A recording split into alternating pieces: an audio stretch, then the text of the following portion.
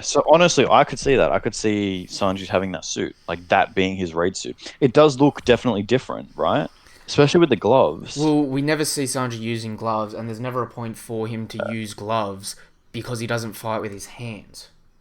So Exactly. So like, it might just be part of the suit. I don't know. Was there anything in his suit that gave him like anything to do with his hands, like just armor on his hands or whatever? the suit did have gloves on from memory. Like the raid Yeah. suit always like I'll try and get a photo up of it, but the raid suit always did have like a very particular look about it. You know what I mean? Yeah, it looked very like ninja-y. It was very funny. Well, it looked It was very Power like Ranger. over the top. Yeah, Yeah, it's Power Ranger. you It was know. like over the top, like yeah. Um. Okay. Well, okay, so this Oh, you don't think is he's had any kind of power up? He seems to just have his same bow staff thing. pictures Friends.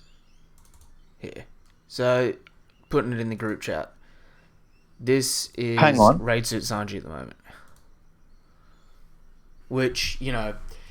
obviously it doesn't look the same as him in the suit now and that. But if it was, if Usopp and Frankie were going to change it up, it would be really interesting if they just made it more like a fancy suit like Sanji's all about, or if they left it, the superhero sort of design in that.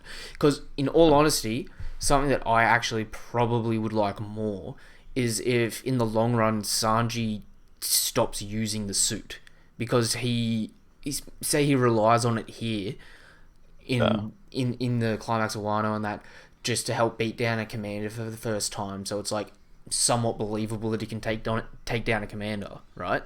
But Yeah. after that, he's like, oh, I want to get stronger on my own, the way Sanji has and Zoro has and Luffy has all throughout the rest of the series. What would be Yeah. really cool is if they gave the raid suit to Usopp. And because Usopp is the weakest of the Straw Hats, really, and his big things like always like, oh, I'm scared I'm going to get hurt, they give him a suit that nullifies getting hurt. Okay. That'd be interesting, but like, so my kind of thoughts on it is, I think to me, Sanji having a suit is an equalizer against Zoro because I feel like um, Zoro's always had a sword, which we've always had brawlers, and brawlers obviously being like brawlers have always been kind of forefront, very very strong. It hasn't just been like, well, I mean, I win because I have a sword and you have bare hands, right? Like generally, like brawlers have been just as strong as swordsmen through the series. But now that we're introducing like specially powered swords that like increase your haki or like increase your slash strength and things like that, your swords essentially become like utility items that make you stronger. And so having a suit that Sanji's wearing could kind of give him that buff in a similar way how like Luffy isn't just a standard brawler, he has gear 2, gear 3, gear 4, right? So he changes his form and that gives him power ups. See, So I think Sanji, because he doesn't have a fruit, he had the Diablo Jumbe, but it doesn't seem like, I don't know, like I don't think they want to make him just like genuinely just burn through people like Ace, right? They've had well, enough fire the theming the stuff. weird thing is with that though, like against Jabra, it did internal damage in that when he would kick the dude, it burnt Jabra and it like seared Yeah. his fur and that.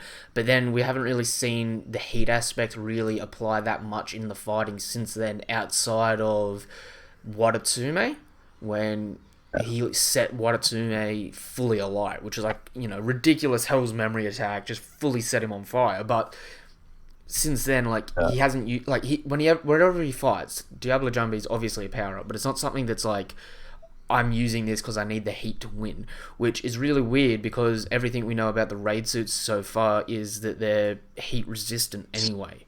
So can he even use Diablo Jumbe in Yeah. the suit, or like, So I'd imagine it would be changed so that he could, right? Like part of Frankie's changes would be like he'd be like, now I can use this finally, and then he's like but even the stronger. problem So with like he that would gets stronger be when he puts the suit on, and then he got starts using fire on his feet, makes him a little bit stronger again. well, how would that work though? Because if you think about it, the thing that makes him faster in the suit is the shoes, which would also be the thing that stop him using Diablo Jumbe, unless they, Yeah.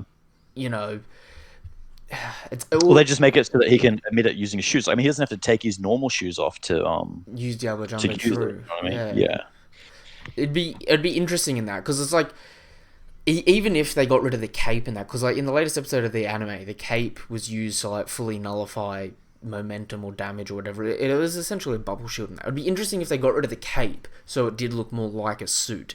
Gave Usopp the cape, and then Usopp, when he gets into a real hairy situation and that, and he has to pull out Sogeking again.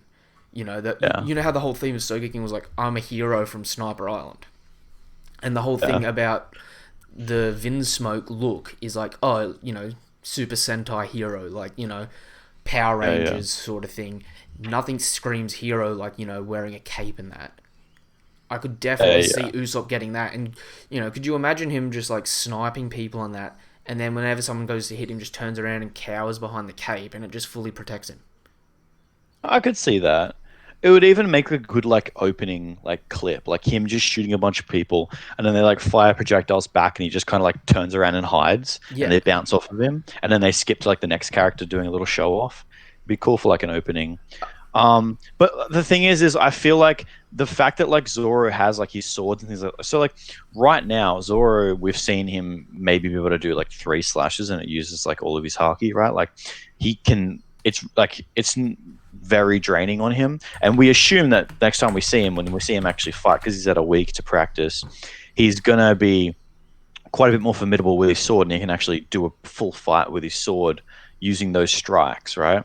And I feel like eventually it'll get to the point where even though Zoro has this like thing that essentially powers him up really hardcore, it kind of tends to make it look like he's hiding behind the sword. You know what I mean? It's like when we saw Luffy first use Gear 4, it was like he can finally beat Dofi with Gear 4, but it's like, okay, but what if he runs out of Gear 4? Then he just loses. It's like you could argue some people that are slightly stronger than Luffy, you could be like, oh, maybe like Luffy could take on that person, but then the counter argument would always be, yeah, but what if they held off for long enough that Gear 4 ran out? And then he would run out of gear, and then he'd run out of Gear 4, and then he just gets stomped. So it was almost like Luffy's strength barrier was like hiding behind the Gear 4, and it's similar to how what I see Zoro is like. It's almost like he's hiding behind this extra sword, right? But eventually, just like Luffy did with all of his gears, he's going to get to the point where his sword just becomes an extension of his strength, and then he's just using it in a fight fairly casually, and it's just a part of his repertoire. I feel like that's going to be very similar with Sanji. Like right now, Sanji's like, oh damn, I took this really powerful hit. It probably would have messed me up if I wasn't wearing the suit, but I am, so I'm hiding behind like my suit's power. Now I'm flying around in the sky and I'm really, really fast and things like that because I'm wearing the suit. But eventually I feel like it's just going to become a part of his repertoire, and you might even see him without the suit moving almost as fast as with the suit. It's not like that big of a power up. It doesn't make the man. It's just kind of a tool that he uses, and I think that'll be fine for him to use it till end of series. I And I mean, think it basically just replaces the superpowered sword or the Gear 4 or just Luffy's fruit in general, right? Like it's just an extra thing I could that he definitely has. see that. Like, if you go look at the chat as well, I just posted a photo of Zoro and that.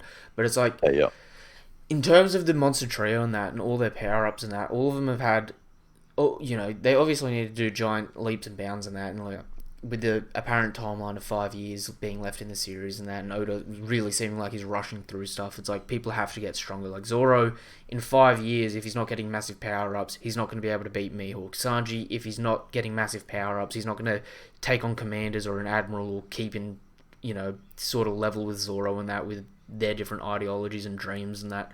But that being yeah, said, it's weird because all the Straw Hats, well, not all of them, but most of them are seeming like they're getting power ups without ever going all out, as if it's to, make it more excusable when they do take down like a commander or something in conjunction with each other. Like Nami, I get what you mean. Nami from the time skip and that got a new climb attack from Usopp. She came back, gave Usopp designs and that, got a new climb attack for Whole Cake, and then immediately in Whole Cake with a new climb attack got Zeus, and we still haven't seen her fight all out. But it's Exactly. like, You haven't really seen her do like a full on slugfest against someone who's just her strength, and she's like shown the full power of a climb attack. Like she could still be hiding stuff from like during in the the time time. skip, and Yeah, or just new same. climb attack that we haven't seen yet. I mean, same with Luffy to an extent, where it's like, it's a bit of a meme in that, but like, people say, oh, just gonna pull out another Rayleigh flashback and that to beat the next villain, but it's like, well, Yeah. it's how much did he learn in the time skip? He's utilizing stuff now and using stuff now, and that better in conjunction with stuff he's learning since the time skip. Like, we know that, all right, he at least didn't have future sight, but now that he's got it, he's utilizing like a lot more stuff in that. Like, Like he could pull out like a gear 5 that he learned during the time skip, but he's like, when I only used it for 3 seconds and I almost died. You know what I mean? Like I couldn't use it because I was like way too weak. I literally like was in that form for 3 seconds through one punch, and then when I came out of it, I nearly died. So it's like I was never going to use that in a honestly, fight until now, I don't and even people would accept it, I guess. I don't even know if I want that in the story at this point in time. Like, I know a lot of people are like, oh, no, Five I at wouldn't all. like a Gear 5 being pulled out. But, like, think about it. Like, in terms of Luffy at the moment, advanced armament, advanced observation, there's different... Haki is sort of like a skill tree in that, so there's different branches that you can go down. Just by saying he's got an advanced observation or advanced armament doesn't necessarily mean, like, that's the Yeah. extent of what armament or observation can do. Like, we Yeah, know well, you that could have there's... advanced in a different way. Well, I mean, I'm definitely going to say that NL had a type of advanced observation haki, but I he would even go so far as to say like like Luffy probably doesn't have the same observation as like Kobe does, being able to see the torpedo from so far away, well, things like that. I would Like he probably doesn't have the range. Like I think Kobe has this unique, super big range I and like think feeling. Kobe has the same sort of observation skill tree as Rayleigh does, where he's able to just walk on an island and be like, this is how many people are here, this is how strong they are. Yeah, exactly. And Yeah, like, obviously you can use it more than that in like combat, just like general haki and that, but like Luffy, since it's come back from the time skip, Luffy's been really focusing on his weaknesses as opposed to his strengths, and that's the thing that's got me really interesting. Where it's like his weaknesses, like we know that his go-to haki was Conquerors, and that was confirmed in SBS and that, and they were like, it's the haki that he sort of naturally aims to the most, but like, yeah. Zoro's armament, Sanji's observation and that, but like now that he's got future sight and advanced armament haki, it's like, well, when he does get like advanced conquerors and that, it would be such a massive jump now. Like, really, like just asking you, how strong is Luffy now? Now that he's like right now, as of 975, going into the battle on Onigashima, how strong do you think Luffy is? Yeah. See, it's very, very difficult to see that because, like, that's the thing. I don't know if him getting like a little bit stronger because the thing is, so one thing that we're probably eventually going to get to talk about, regardless. So I guess we'll just get to it.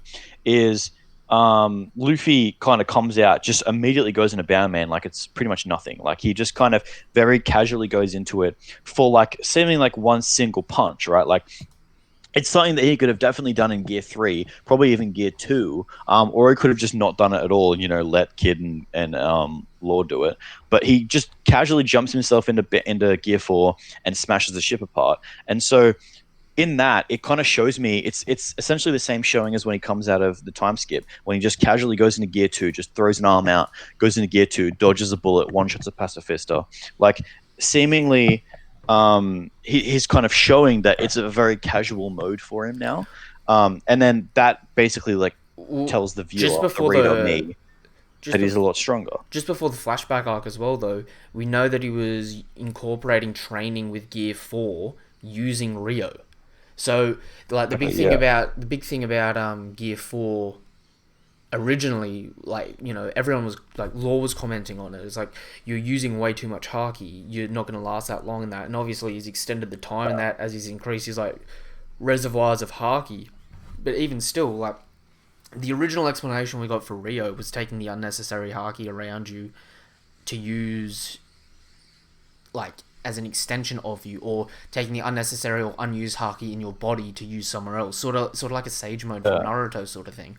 But like, yeah. with that now, does that just like absolutely boost the shit out of Gear 4? Because it's like, obviously it would have, improved him a lot, being able to hit people without touching them and do a lot more damage in that.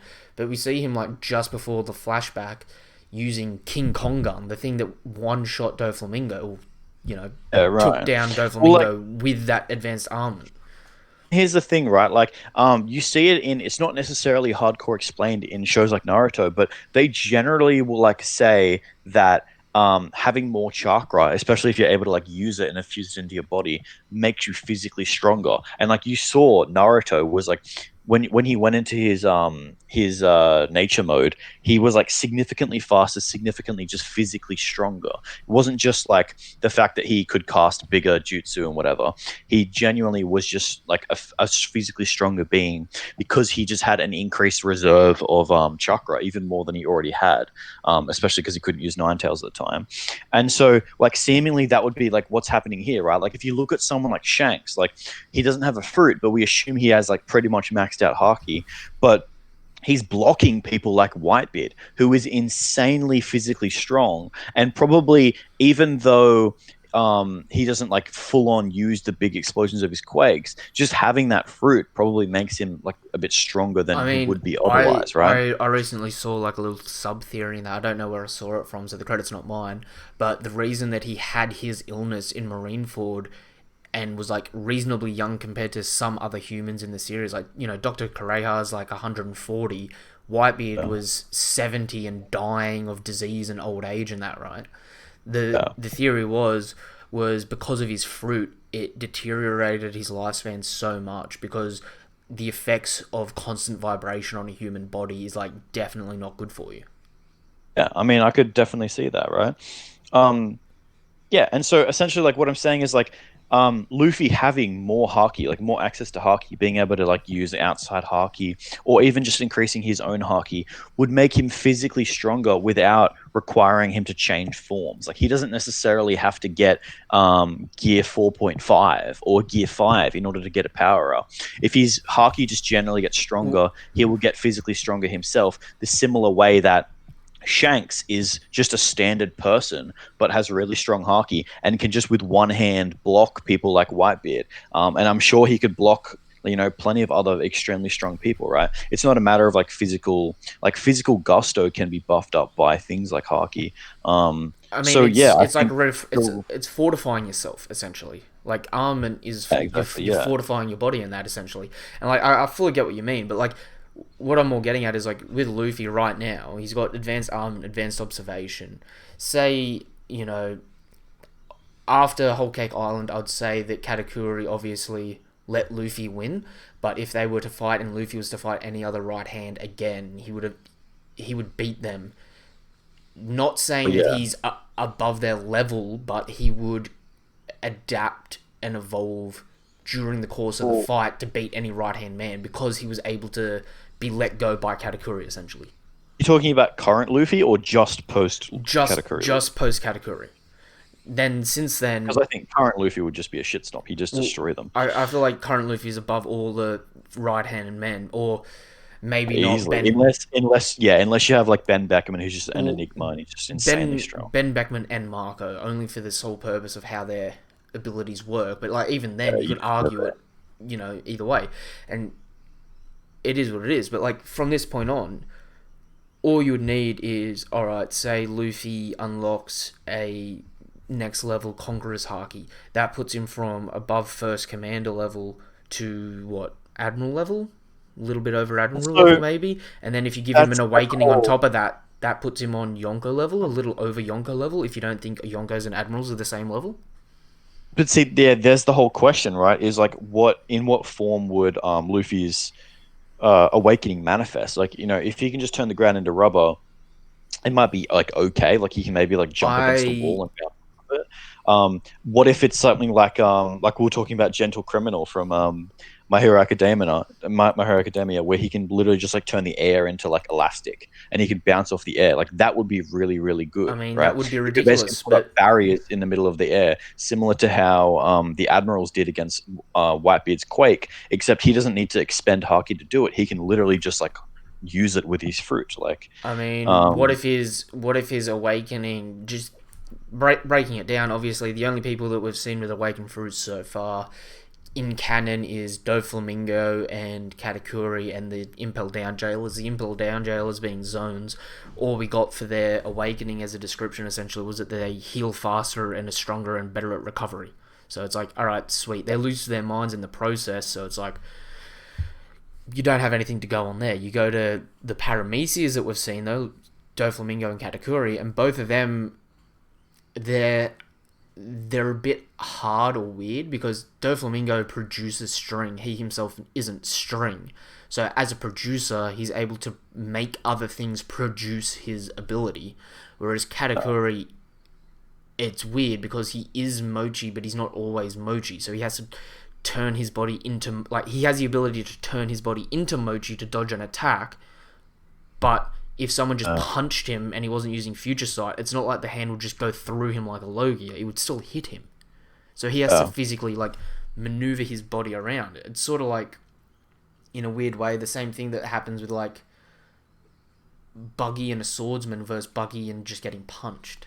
It's strange because like Luffy doesn't necessarily have to activate, like, obviously if you punch him with Haki you hit him, but Luffy doesn't have to necessarily activate his rubberness to give it to gain a defensive advantage. If you just shoot him from the back, your bullet will just bounce off of him. But whereas if you hit Katakuri, it would actually hit his body. Yeah, it would actually hit his body, which in a sense, like, obviously Katakuri has the malleableness of his body, which is very like helpful. And that's like, but it's interesting how essentially like Katakuri's fruit, while stronger, is also like kind of more difficult in a sense. Well, it requires more skill to a finite level. Like, so if I'm just coming around to a big point here, essentially, right? So with Katakuri doing that, he's essentially also a producer that can manipulate his body at times, whereas Luffy is constantly that substance, that element. We've never seen anyone that constantly is something do an awakening. The same as, like, you know, producers like Doflamingo can make other things create their element essentially as an awakening. But like, even then, it's like, if you had someone like Law, I could definitely view it where he could make a room around him, but then also use other objects on the, you know, edge of his room to extend his room, so it's sort of like a tunnel as opposed to just a bubble now, as an awakening. But like, it would depend. Same with I could even say something as much as maybe like Law's fruit is insanely hard to awaken, but if he ever was able to, it's just the world is his room. Like, he doesn't necessarily need to place a room; he can just manipulate objects. And I mean, the thing about that sort of stuff as well is like, you know, just because you can awaken a fruit doesn't mean you're going to awaken a fruit. Like, we follow Luffy, and obviously, you know, main character plot armor sort of stuff. Like, everything's sort of falling into place for him. But like, people like Law, people get upset going, oh, Law got nerfed in Dressrosa and that, and he's crap. And it's like, well, he didn't get nerfed. They just highlighted his weaknesses. Like, he still has human reactions for the most part, where people like Virgo that are like insanely superhuman can still outpace him and beat him up before he can utilize his abilities. The point I was getting around to though is like, it's weird with Luffy just like in his general progression going forward and that, like, if you go back to pre-time skip and that, the big thing was Gear 2 and Gear 3. He got Gear 2 by watching the CP9 members use Geppo and decided to try and utilize that through his body while also incorporating his Devil Fruit. With Gear 3, I'm just going to say, I'll just assume that maybe pre-time skip when he was in Little Garden and watched the Giants fight, he was just like, oh yeah, why don't I use a giant attack if I can make myself a giant? They do more damage. But Gear 4, like, Gear 4 is a weird mix, and just like a little meta theory in my head is like, he came up with the idea of Gear 4, like, with Rayleigh, obviously, when he started to incorporate Haki with his Devil Fruit, but I feel like Gear 4 is actually based off the Jaya Skypiea arc, in the sense that if you actually look at his movesets, he pulls his fist back into his body to launch it out faster, the same as Bellamy does with his Spring Hopper and his moveset. And Luffy's also visually like Enel in his god form in that, when he goes into the full electricity, like the, you know, big statue sort of thing. Yeah, that's interesting. Because the way Luffy's evolved throughout the series is when he views something that other people are doing good, he utilizes it himself. So what if Luffy's awakening, right? And this was the massive round point, is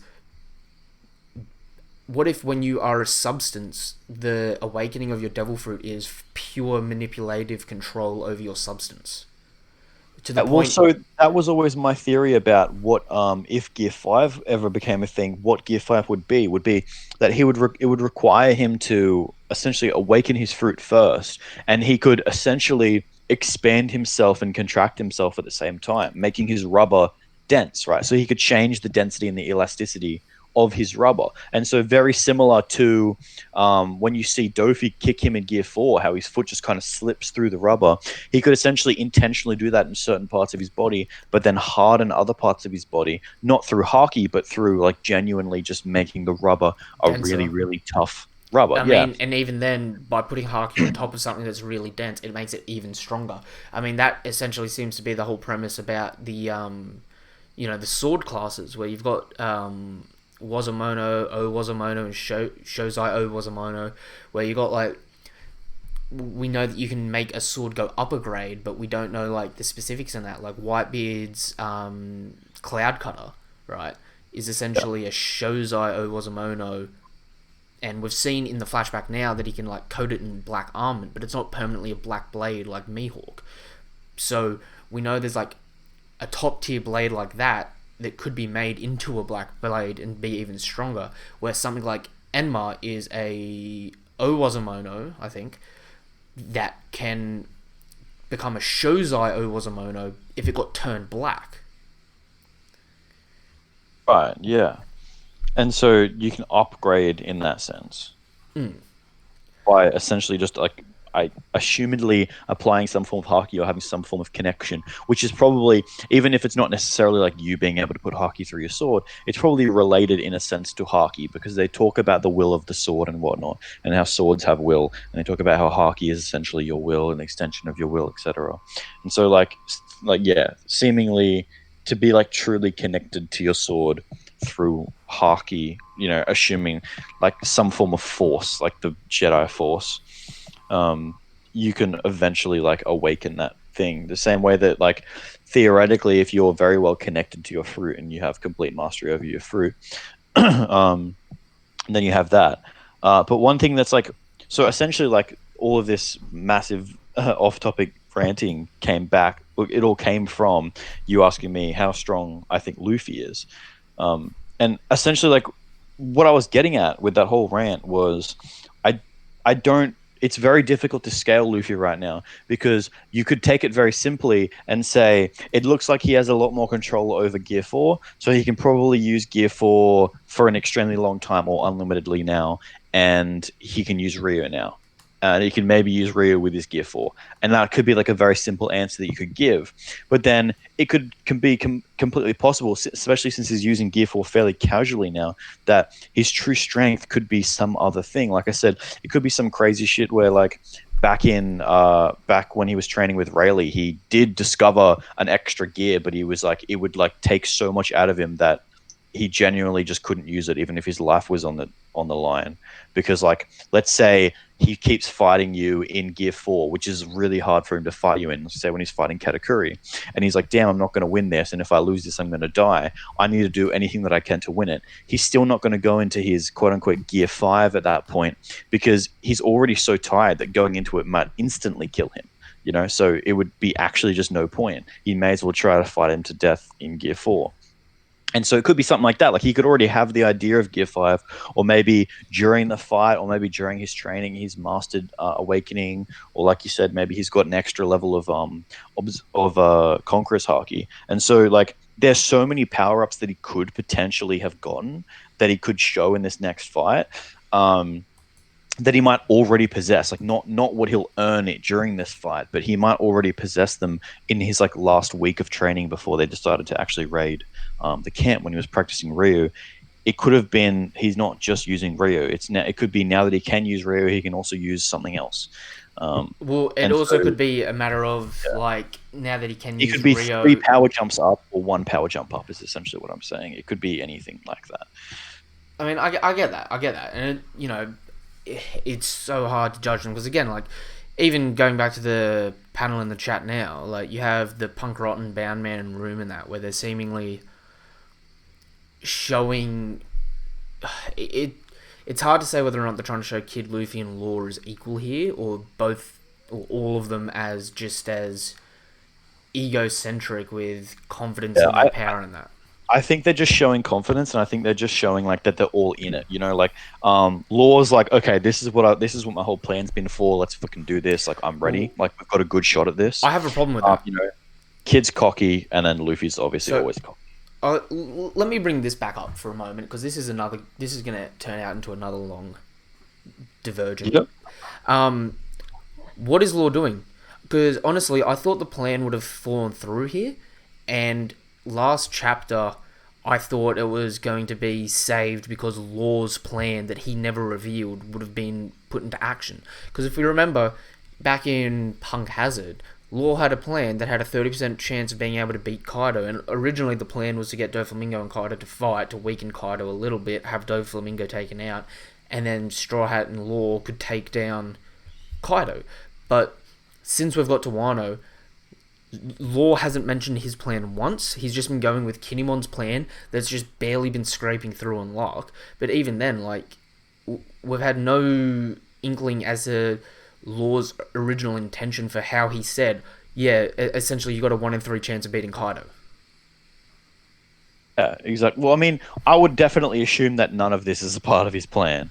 I don't think any of this would have been a thing unless he's seen some kind of oracle that's predicted it all, and that's Even how he came up with the plan initially. I doubt that he like genuinely knew about the Minx and he knew about the 20 year, the 20 years in the future I don't think he traveling did at and all, whatnot. but like the question Yeah, still applies is if Law had a plan originally that's got a 1 in 3 chance of working, has everything that's happened now increased those odds on his plan decreased. or decreased, or is it Uh, to the point now where it's like, I don't even think any of the current odds, like any of like the chance of success, like the mode of success that they had, is currently available to them. I think like he was probably assuming some kind of ambush or some kind of lure and bait, some form of trap, and like whatever's happening right now is definitely like the way that they're planning to kill him right now is just. I don't think it's at all the mode that he thought that he would be trying to kill Kaido in. Like I mean, it's right now it's full blown assault against two as Yonkos. we found out in this chapter as well, Kid and Law only just found out that Big Mom's on the island and teaming up with Kaido. Yeah. So it's like that decreases the plans essentially even more because it's like at the moment, what is it? We've got about 5,400 troops, something like that. I think it is that are going to Onigashima. Got the panel up here. Yeah, so there's 4,200 soldiers plus the 1,200 that Denjiro brought, and that's their current forces, and that against 30,000, 20,000 Kaido pirates or Animal Kingdom pirates, Beast pirates, whatever you want to call them. 20,000 pirates, 10,000 samurai, plus whatever the hell Big Mom brought to the table, versus 5,400 currently, with the rest of the minks on the way, but still not knowing whether or not all the minks are showing up, whether Zoe's showing up, or whether it's just like Inarashi brought 200 minks. Does that mean Nekomamushi has a 200 mink army as well? Because that's sort of... It's weird how it's underkill and overkill in the sense that it's like 200, 400 troops is sort of like, oh yeah, it's not that good. But then, okay, 400 Sulong minks charging on one area against a bunch of fodder is like, they could probably do a fair bit of damage. Survive. Yeah, that's like arcing. That's like chain lightning attacks through all enemies. Like one punch takes out 20. Like, And I mean, even then, would that even matter? Because, like, is it a matter of a stealth mission now on Onigashima? Are we going to go Mission Impossible and have, like, a distraction and people sneak in and try to take out Kaido? Or is it just going to be, because it's Law, Kid, and Luffy, is it just going to be like, Kaido, Big Mom, we're here, fight us, and then just walk through the front door with their armies following up behind them, and it's just going to be like troops taking on troops and that from the side as it's just like a siege into a sea of fodder. that is pretty interesting. Like it's interesting like to think how they're going to do the mode of attack. See, honestly, like my general assumption would be they're going to be ready for them, and as soon as they arrive at the island, it's going to be tons and tons and tons of turrets, like all of the commanders just waiting on the shoreline, and it's like basically like an unpassable, an impossible wall that they have to fight through. Well, that's if that They message obviously, got back to Onigashima. Otherwise, they're all there partying, getting drunk. Like yeah, I could almost see it cuts over to Onigashima, and you've got Kaido, Orochi, and Big Mom just drunk, dancing together on the table and that, just like, right. look at us, look how fun we are, and you got all the numbers in that are apparently like real party animals and that would trash the place according to Queen. Like everyone could be freaking hammered.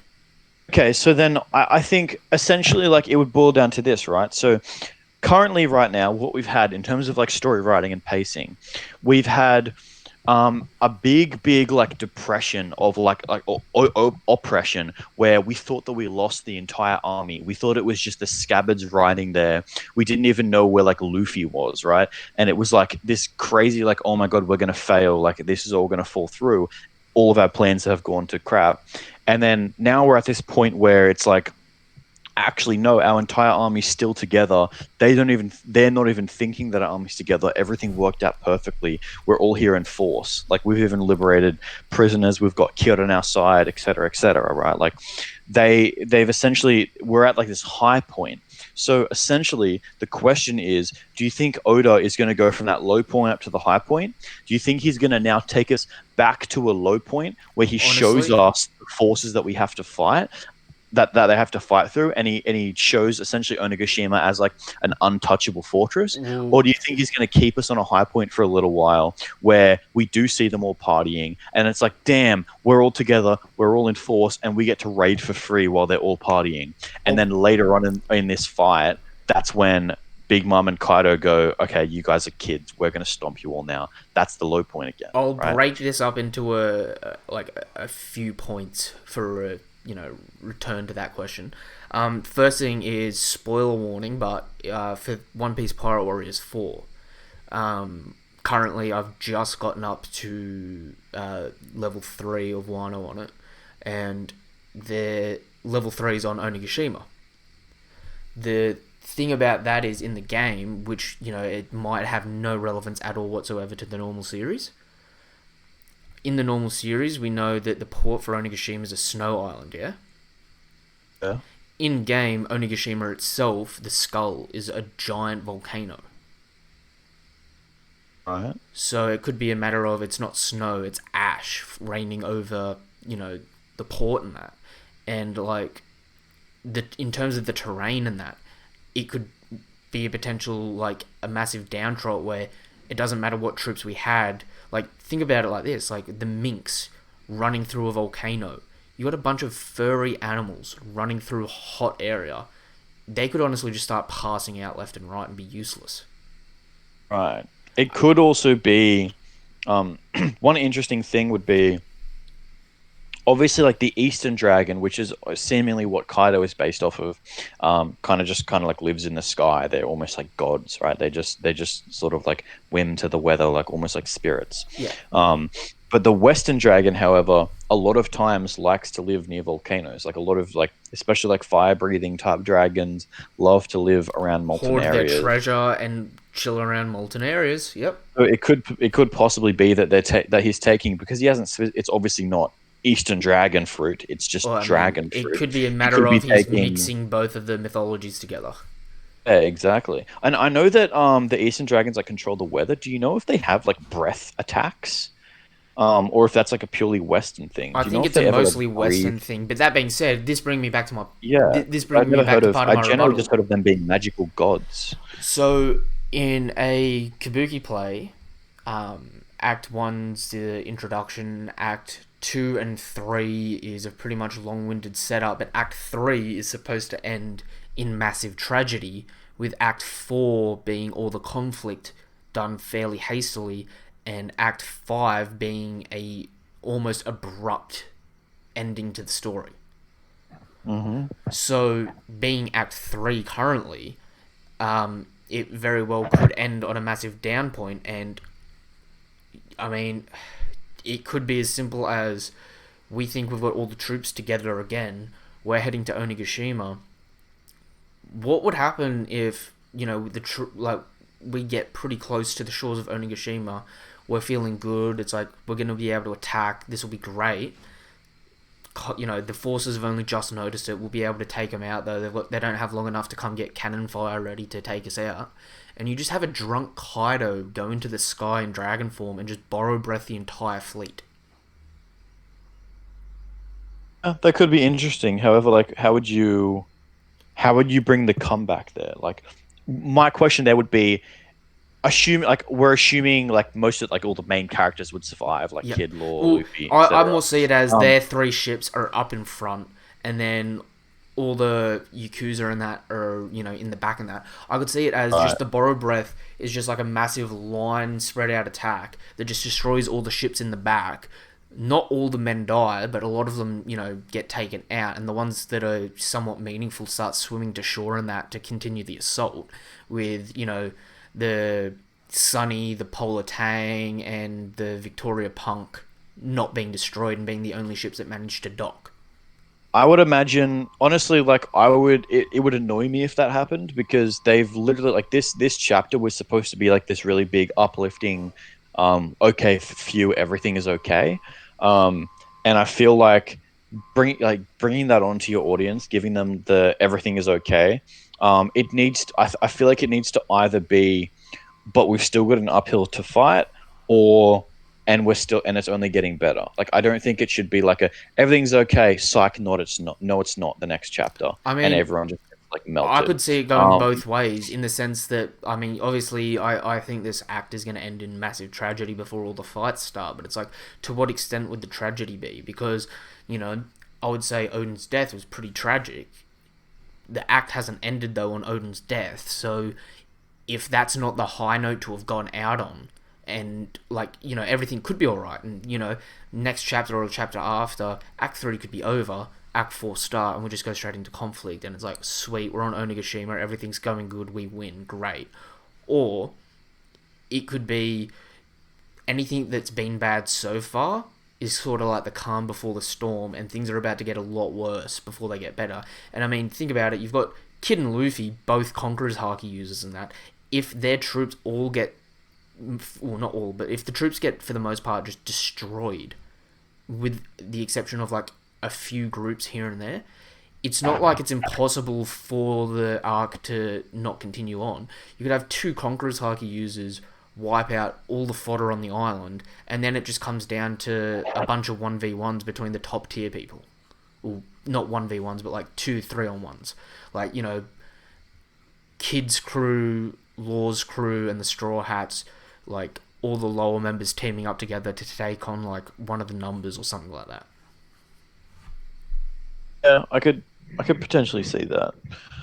It would be interesting to see the numbers actually. I hope they come out soon. I hope they're not kind of a thing that's left to the end, seeing as they seem to be so big. So unless they have some kind of ability to grow and shrink, I'd imagine you would see them fairly early on because they would be like significantly taller than most of the I buildings, mean, other than maybe like the ones that Kaido himself are in. I think in terms of height, they're only a little bit bigger. They're maybe like twice the size of Kaido and Jack. Yeah, yeah. Well, that's what I'm meaning is like I would imagine that on that island, there's probably quite a lot of like kind of normal sized areas, and then there's like big places in the middle. That's like Kaido and Jack's like area or Kaido's area, right? Like big areas that for like giant sized people. Um, but like generally, I don't think like every single like house and whatnot is going to be giant on that island. I'm curious of what kind of stuff is going to be on that island. Like obviously, like obviously, Kaido makes his home there. There has to be a certain amount of like utilities there. You get what I mean? Well, Like toilets, in the like that. It game, can't just be one big chamber. it's like a sort of like like a city apartment block of skyscrapery sort of stuff on the head like of the skull over the volcano, so obviously like keeps it warm and that. And in the manga we know that he's got a mansion on the island somewhere, but we don't know where specifically. But the weird or it's gonna be hard because like the forces are pretty insane. Like when you break it down in that, you have two people over 4 billion berry bounties. You have what? You have Jack, Queen, King. You've got Smoothie on the island. Those are four people with over 900 million berry bounties. Then you've got Uh, like Perospero, the Numbers, Daifuku. You've got the eldest daughter of Big Mom. I can't even remember her name. Yeah, like people that have been named to be like, oh, they're strong. They're top tier people and that. We've got so many of them, and it's like, seemingly,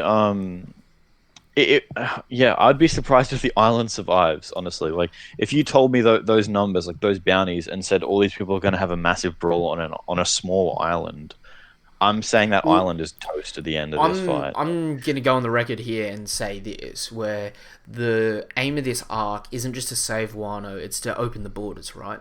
How do you open the borders to an isolated country that's raised like 2, 3, 400 meters or 1,000 meters above sea level? Yeah, You destroy the island and bring it down to normal sea level. And to me, like, you have the makings for the people to be able to do that. I mean, like, hell, if you look at Punk Hazard, which is the first island we heard anything about in the New World, it's an island that's been destroyed, half ice, half lava, with a massive crater in the middle where Aokiji and Akainu fought. And, like, a lot of people like to go on the tirade that Yonkos are by far obviously above an admiral. And it's like, if two admiral level people fighting destroys an island permanently like that, to the point where the weather's permanently changed and there's a giant lake in the middle that's the epicenter of them clashing, and you're what do you telling think me is going to happen if two Yonko fight people that seemingly are strong enough to beat the two Yonko? like stuff's Yeah. gonna go down. And it's like, even in the flashback you have scenes with Odin, and people might want to fact check me here on this, but from memory there's multiple times in the flashback where there's little nods to the capital sinking. So when, and it's played off as a gag, so when Odin leaves after the white boar incident and that, they say, oh, and all the men that hung their head in shame, sort of thing, wait, like wishing they had gone with Kinemon and Denjiro, the depression that was caused by that caused the city to sink just a little bit that day. And it seems like they've hinted a couple of times that, like, oh, the capital might be sinking, like the actual Yeah. landmass might not necessarily be stable. And especially since there's the idea that Oars actually created Wano by pulling islands together, and it's a bit hard to refute that when he's called the Continent Puller, and you have a skull of a giant Oars-sized creature as an island there. Like, It's definitely interesting. Let me ask you a question then. So it's essentially the three, right? Let's assume Marco isn't coming or whatever. Three strongest people, Luffy, Law, Kid. It's those three versus the two Yonko, right? Now, how do you think that's going to happen? Do you think it's going to be like one of the Yonko fights a bunch of other random people while they do like a 3-on-1 team up? I mean, Like, it's yeah, hard. what are your thoughts? Yeah, it's difficult because I like. Okay, well, here's a pretty quick question that you could definitely answer pretty quickly. Do you think those three can beat both the Yonko at the same time? Um, no. Yeah. So I I think think I think the vast majority of people would say those three just straight up can't double team, like beat if you two told me Yonko three, teaming up if you told me together. those three fought one Yonko, I'd be like, look, it'd be an It's a uphill question. battle, but they would win. Maybe. Yeah, but Only then because if I think Kids is as strong, and I think Kid is as strong as Luffy at the moment. that's the thing is, but then you have to look at the fact that there's two Yonko now, and so either one betrays one just straight up takes off, or one is like stuck fighting another group of people. Um, but at the end of the day, like, here's the thing, right? Like, it seems like they want to go to Elbaf eventually in this series, and it seems like Big Mom has very heavy ties to Elbaf. Seems like she's probably going to like chase them to the ends of the earth trying to beat Luffy, right?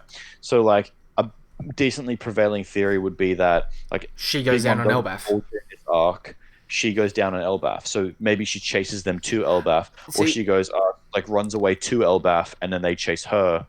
But essentially, the prevailing theory is that she doesn't go down here. well, But let me then, ask you how does she this. get away?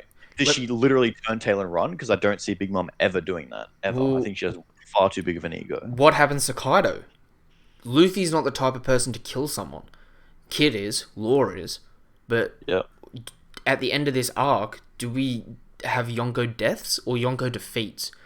And if there are Yonko deaths, are they permanent deaths? Like, we've got Moria and Moria's fruit now in the mix with Blackbeard, and we have no idea what's going on with him. Seemingly, he's doing something related to the Warlords, but realistically, like, we have no idea what they're doing, who's moving where, and even if that is the case, if Blackbeard's moving out to try and get whatever it was that he was thinking that there was at the end of Act Two, like when the Warlords got abolished, doesn't mean his entire crew's going with him. He could have sent Moria, Shiryu, and a few other people to Wano to survey it. And if you've got the chance to get some good fruits, go get some good fruits.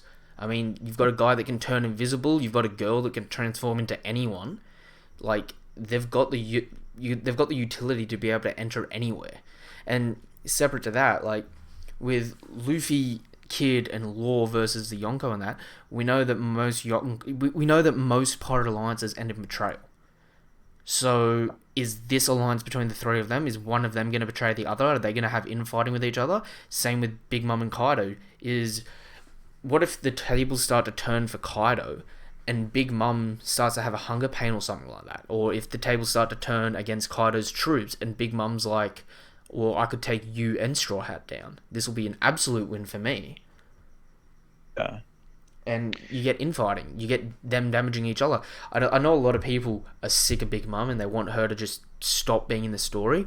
But, like, realistically, the big threat about the New World was, like, these people aren't going away so far. When you got into the New World, the first island we went to was Punk Hazard. In Punk Hazard, you had Caesar that was working for both Kaido and Big Mom. We went to Dressrosa. Doflamingo worked directly for Kaido, but Big Mom and her crew showed up. We got to Zou. In Zou, we had Kaido's crew destroying Zou, and the Big Mom pirates showed up. We went to Whole Cake Island to deal with Big Mom. We went to Wano to try and deal with Kaido and now Big Mom. Like, there's no guarantee that they're going to fall this arc. I kind of want them to, but at the same point in time, Big Mom's story needs to be somewhat tied to Elbaf. Even if she does go down this arc, she needs to be tied to Elbaf in the sense that Luffy's either heralded as a hero there because of it, or she needs to find out her memories about why she killed Mother Carmel. There needs to be some sort of resolution for some of these plot threads.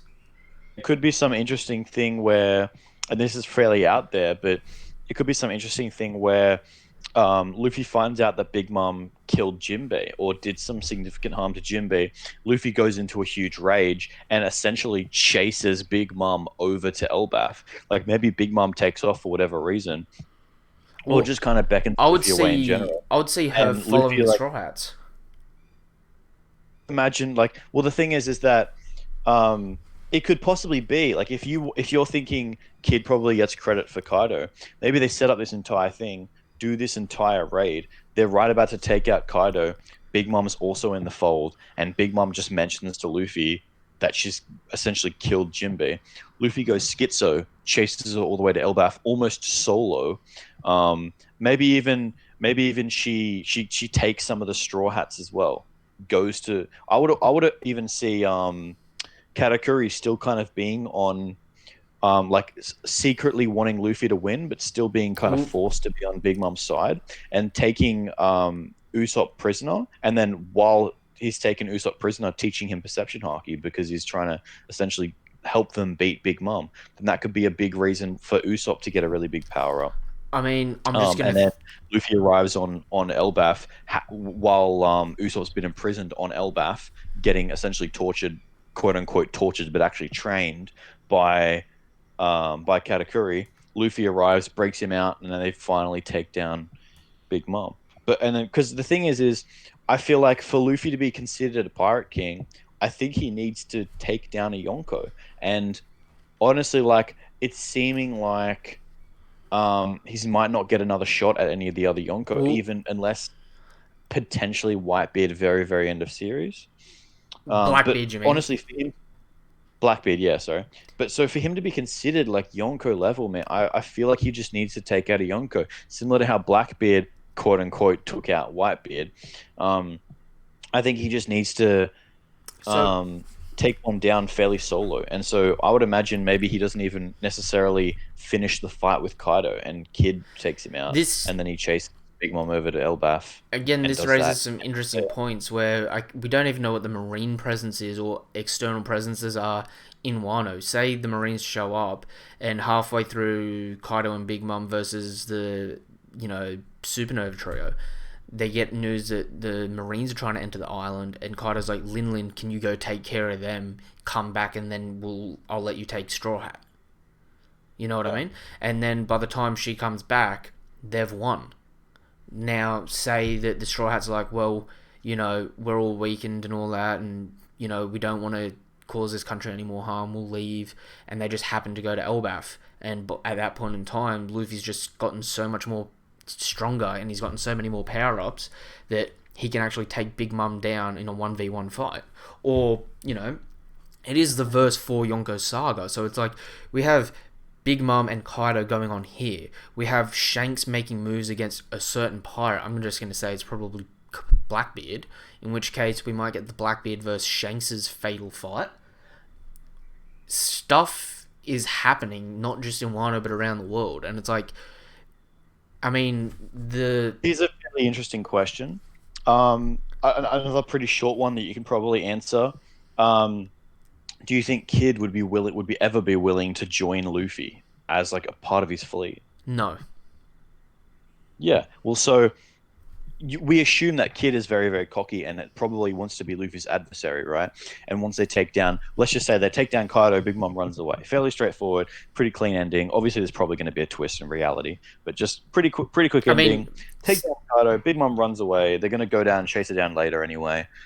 what if And Big then Mom gets you end up arrested? with so essentially, what happens now is you've got an empty Wano with no ruler, but has a successor in the little boy Momonosuke. But you have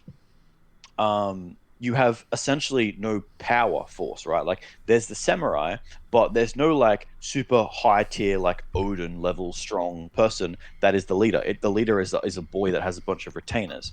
So what's to stop Kid from saying, "I just took down a Yonko.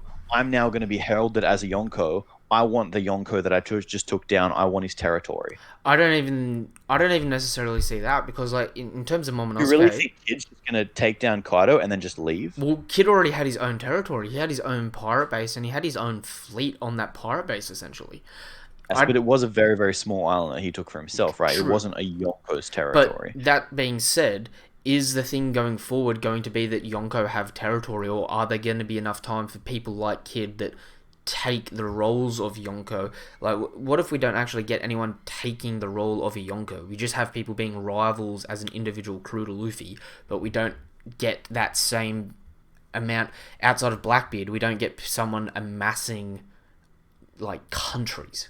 Because thinking of it like this, Momonosuke is way too young to rule a country. Obviously, he's got the scabbards and that to look after him, and that's implying that they all survive the fight. I mean, for all we know, they could go down like Odin, as a sense where their dying breath is to open Wano's borders, leaving, an inherited will for everyone else. Obviously, I Honestly, think I they could would see survive, but like they have no goal outside of free Wano.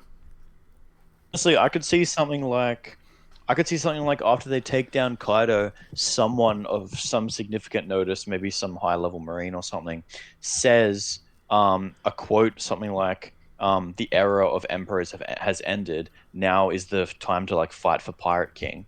And like Mm. now is the time, yeah, like the era of like to choose the next Pirate King. And then you have like a flash of like Luffy, then a flash of Kid, maybe even a flash of Law. Like some people that probably aren't really going to get it, like a flash of like Weeble, and then you have like Blackbeard, obviously, and then maybe even Big Mom, Well, she's still alive. You have like a flash of some of like the top contenders of people who are like the strongest who could possibly become Pirate King.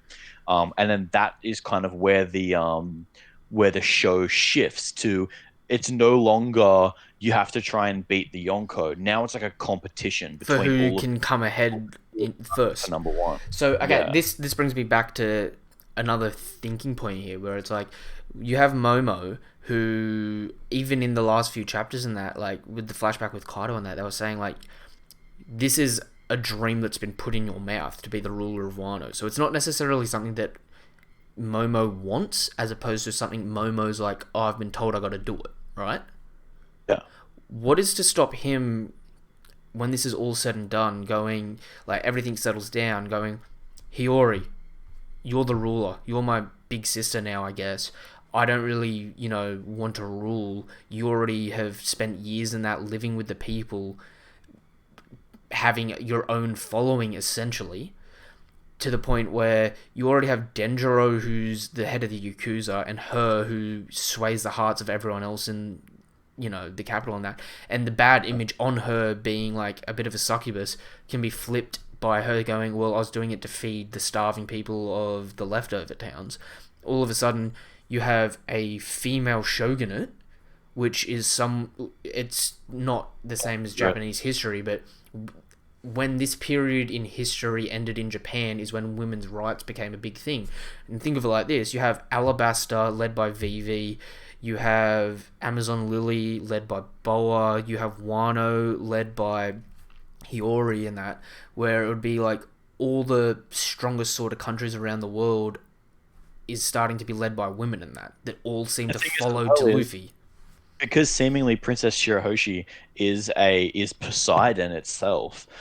She, even though like she's not the king slash queen of the fishmen, she essentially will be leading the fishmen because she will literally have like telepathic control over all of the sea kings and whatnot, right? So she'll be like at the forefront of the fishmen as well. So you could even have a pretty decent scene where you have all of those leaders leading their armies alongside.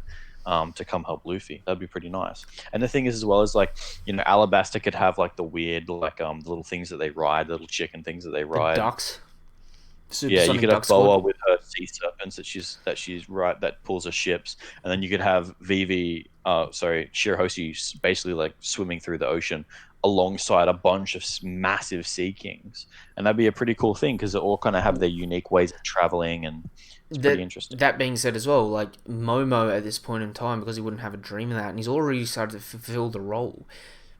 What's to stop him becoming the apprentice on Luffy's ship? Yeah. And then you could have a meme where he's like, "Oh yeah, I want to be the apprentice," and then he jumps into Nami's chest. That being said, do you know what could be real messed up, especially if he does stay on with the crew? Yeah.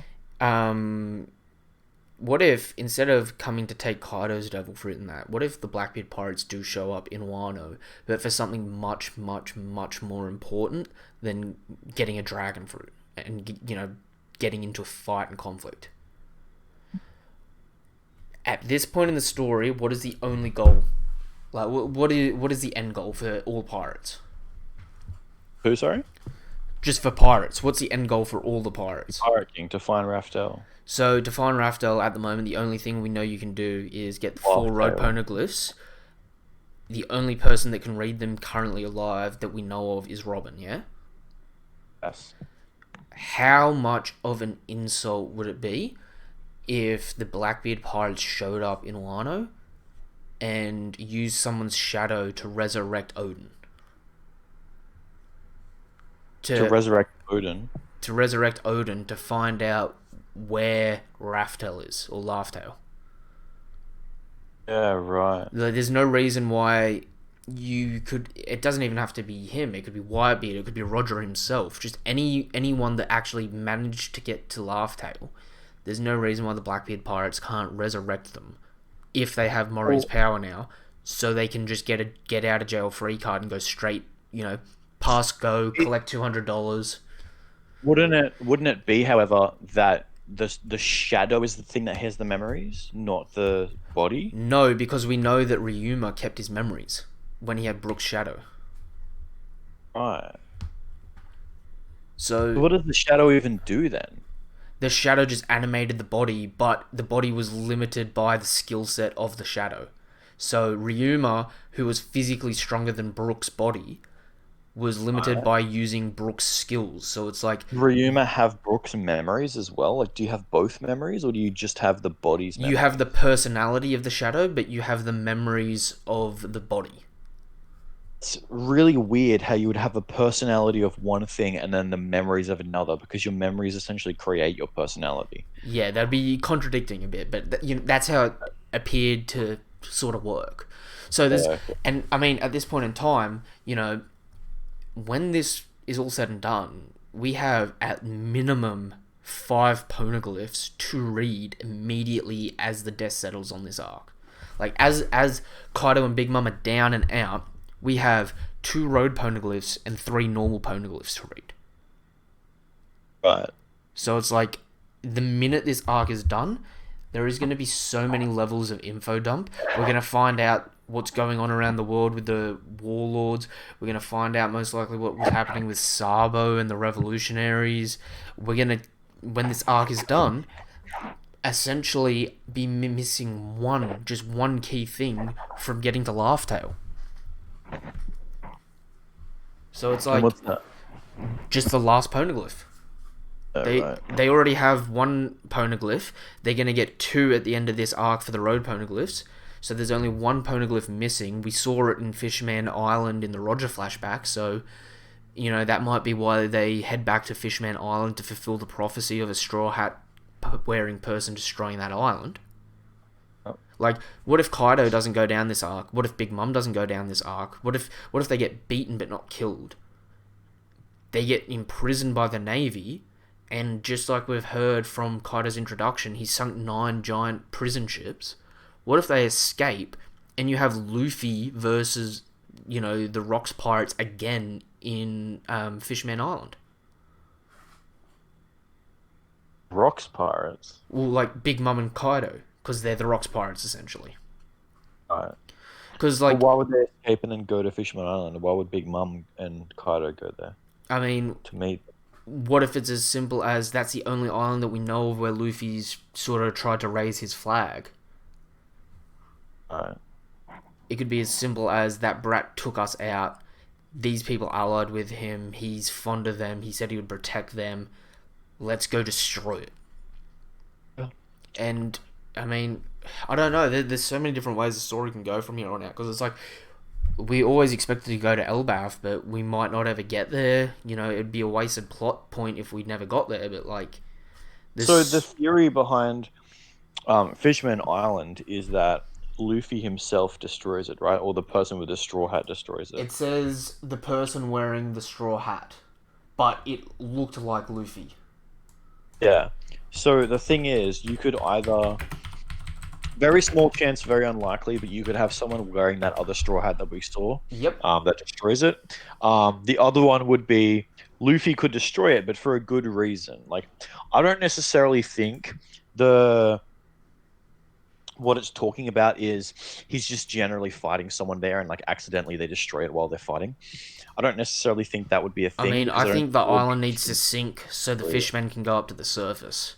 exactly, yeah. So I think if he does destroy it, it would be for a good reason, like sinking the island or doing something like breaking the red line, which then for some reason like destroys Fisherman Island, but then creates the all the all ocean, the All blue. whatever Sanji is after. Yeah, the all blue.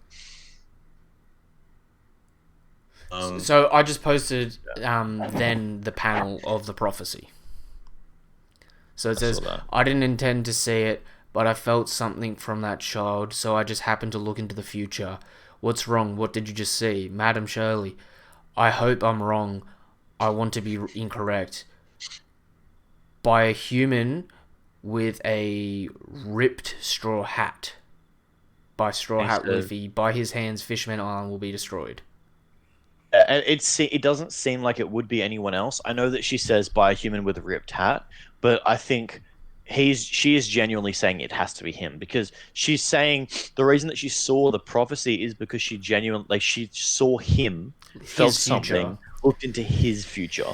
So unless we have some weird thing where he's literally at the island, and then there's another person there at the same time with a straw hat, who then I destroys mean, it. there are two straw hats. One Uh, giant one though. Like, there's some crazy stuff to be covered in the story. Like, we One thing that I want to notice is a ripped straw hat. Has his hat? I know his hat has been ripped and mended quite a few times, but has his hat ever actually been described as like being damaged? I don't think it has, right? the only damage the Seemingly straw hat in the has is from Buggy the Clown, and it's the three cuts on the very top of the hat that Nami stitched back together. Is that permanently like Yep. shown? Can you see the? You can see it from not all the time, but a lot of the time in that it's drawn to be damaged on top. Right, okay. So do you think that's what they mean by the ripped straw hat? Or There's so many ways you could take it. You know what I mean? I'm not even the other thing 100% though as sure if well is this is like the correct translation if either. anyone else is gonna don a straw hat and then like fight in some kind of like massive end of series prophecy, I would imagine it would be Im, but I also don't think Im would be technically human. So I don't know if like Im's gonna put the hat on and come to Fishman Island and burn it down. I think it is genuinely just gonna be Luffy, but I think he's gonna be burning it down for a good reason.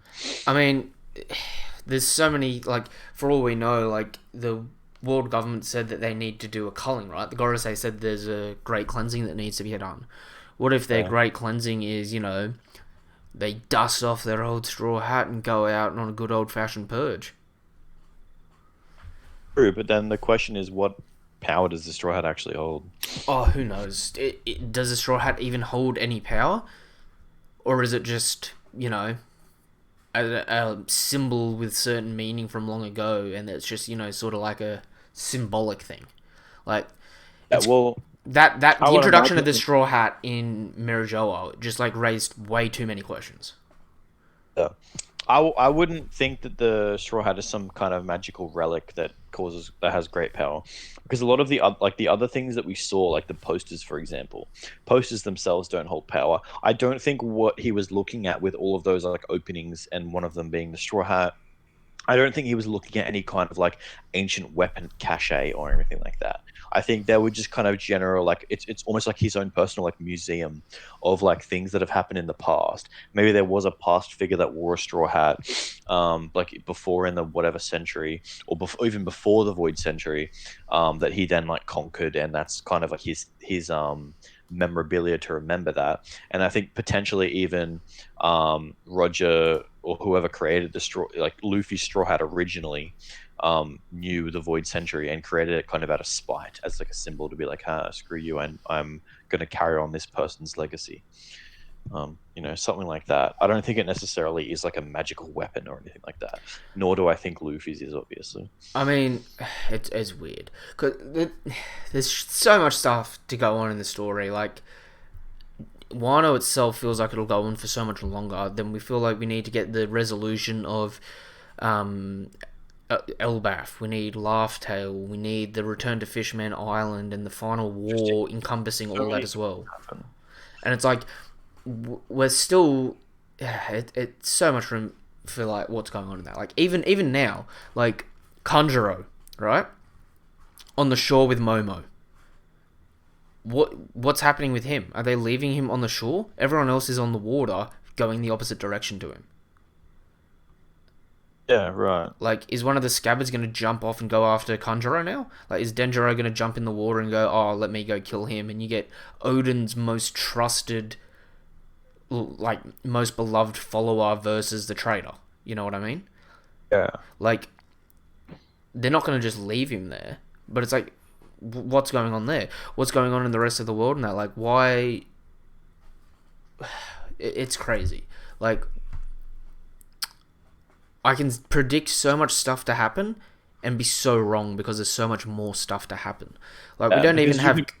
you can predict so much stuff to happen, but you make the predictions based on your other predictions. And if it's along the line, as soon as one is wrong, all the rest are wrong. It's like the more predictions you make, the more like you're rolling a dice. You're hoping for a one every time you roll it. Like first it's a 1 in 6 chance, now it's a 1 in 36 chance. Like it just gets more and more and more hard to guess. which is really good. Like it's amazing world building. How there's so much happening, you just don't know what to happen. It's just frustrating that none of it comes out fast enough.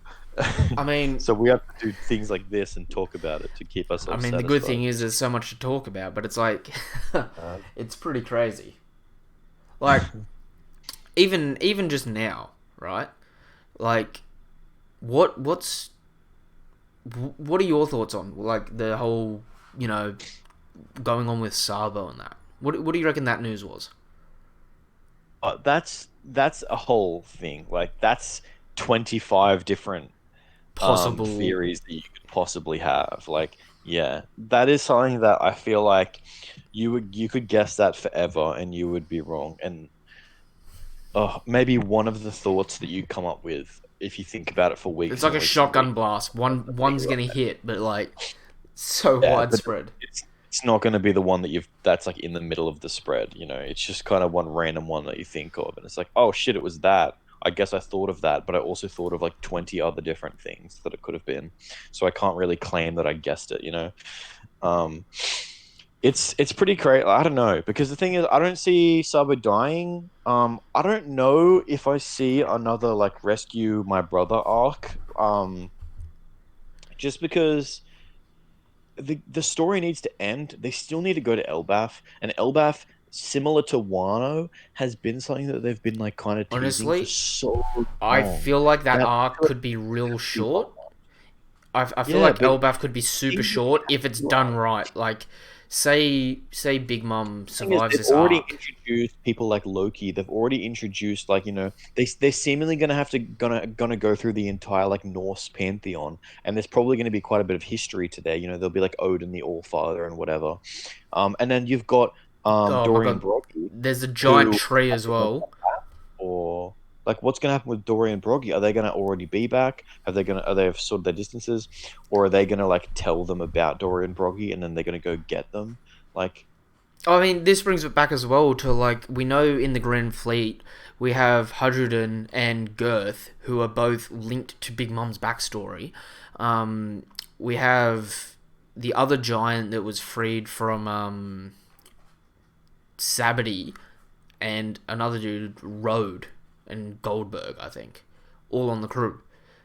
Like yeah, all of them are already allies with Luffy in that. I could honestly see it that Kaido goes down this arc. They just go to another island, and that just happens to be Elbaf. And just currently at that point in time, they're docked there, and they're like, "Oh, you're right to rest here on the island of giants with all our people."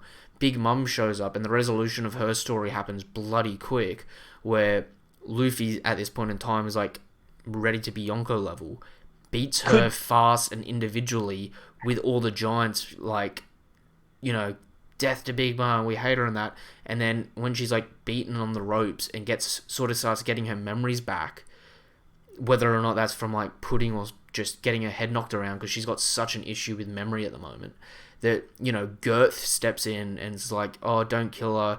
You know, she's not a bad person. She's just misguided. Like, I mean, realistically, I feel like at some point in the story, we need a resolution as well with Sanji and Pudding, where Pudding returns the memory to Sanji that she kissed him. And I think at that point in time, Sanji will like dial back on the womanizing and that because he'd be like, "Oh, I'm married" or something like that. You know what I mean? yeah, right. I think it might be like a thing where, I mean, if you wanted to end the arc quickly, it could just be like Big Mom runs like Big Mom. Let's say they beat Kaido, they've got Big Mom backed in a corner, something like that. Big Mom realizes that all of her children, other than the couple that she left at home, which are basically failures to her, right? Like Katakuri and Snack back at home, just like completely failed her, and like Cracker, Cracker, whatever. yeah. Um, so like she loses say like Smoothie and then like a couple of her other children, and then she's like, okay, my entire family's like fallen apart. I don't really I have like no kids left. The only ones that I do have left I don't even like. I don't even really give a shit about my territory. I can't get the giants. I tried to make an alliance with Yonko and that didn't work. Nothing that I'm doing is working. I don't give a fuck anymore. I'm just gonna run. Like, and maybe she even like she goes into like a crazy mode like she always does, and she thinks if only the Giants joined me, I'd be Pirate King right now, like she said in the past, right? And she gets really, really angry at the Giants. Maybe she just takes off, just leaves Luffy and everyone, takes off to Elbaf, literally just to try and destroy it on a suicide mission, just to be like, I don't care anymore. I'm gonna destroy the Giants and get back at them for not joining me. Because if they joined me, none of this would have happened, and my family would be safe or whatever, right? Just not thinking logically. And then Luffy goes, "Oh, we're gonna chase her," chases her down, essentially saves Elbaf by beating her, and then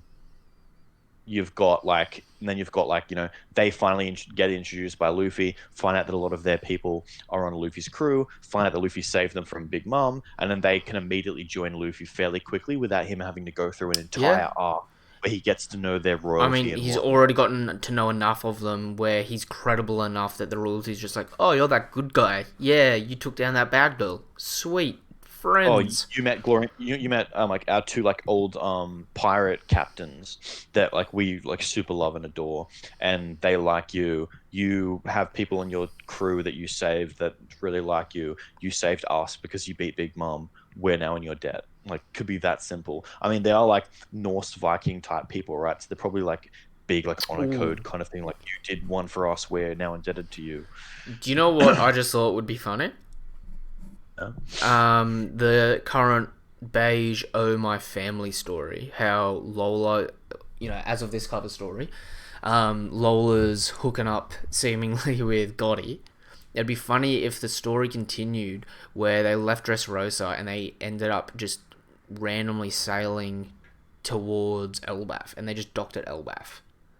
And you have Loki see Lola and Chiffon go running towards them, only to find out that they're she's in love with them, and it just causes an upfight between the fire tank pirates and Elbaf.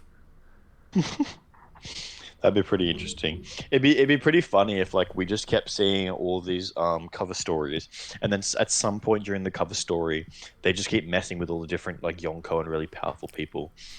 I mean, So like we see Capone like mess with say maybe even just like Elbaf themselves, and you're like, oh damn, are they gonna screw with Elbaf? Because like you'd assume that Elbaf would be fairly friendly towards Luffy after all that's happened, and then the same as like Shanks, like you saw Barter go and screw with Shanks, and and it's burn like down his it's island. funny.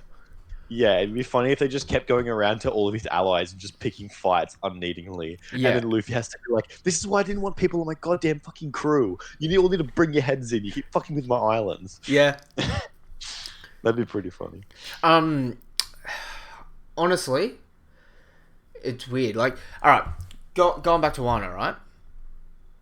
What the hell is like matchups are already hard enough, but like with all the Yonko crew and that, like I feel like the big outlier at the moment that needs to be dealt with is Apu and X Drake. Right? Like, Yeah, exactly. Yeah, I had that thought and then I just kind of like lost it. And Hawkins even, like he's still. Oh, wait, did he? No, he didn't die. yeah, Did he he die? kind of did. He died. Kinda died, yeah. Maybe died. But yeah, okay, well, let's just forget him. Let's say he's either dead or very injured and I he's not mean, going to be a part of look, it. I honestly, a lot of people are like, oh, he didn't die. Oda doesn't kill people and that. Since the time skip, Oda kills people. People, ignore it, going like, nah, they'll come back. It's like Pell. He kills people. Monet, Virgo, dead. Pedro, dead. We're in Wano. Hawkins, seemingly dead. People Yeah. are dying these days. It's like, the weird thing is, like, pre-time skip, each arc was like, story start to finish, move on to the next. It has no repercussions from the previous story or the one after. No one dies, everyone survives, everyone's happy. New World, Everything's connected now. New World is just like all of the New World has pretty much been like one giant consistently building up arc. Oh.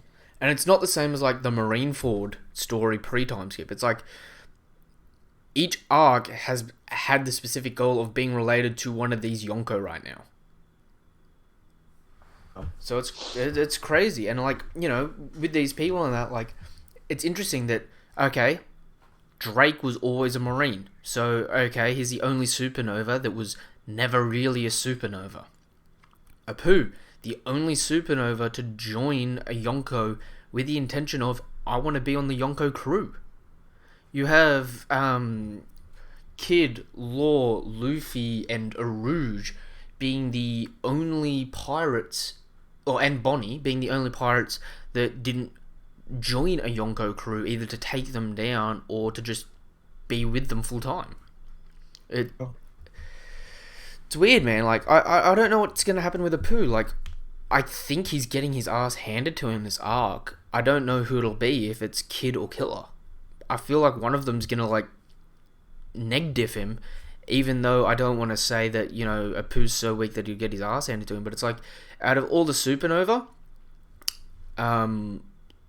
Kid, Luffy, Law, Drake are the only Supernova outside of Zoro and Killer, because I'm not associating the non-captains. They're the only Supernova that have seemingly got Haki. Capone didn't have Haki, doesn't necessarily need Haki. Hawkins would have been sick with Haki, did not seemingly have any form of Haki. I mean, Apu, can you really put Haki on sound?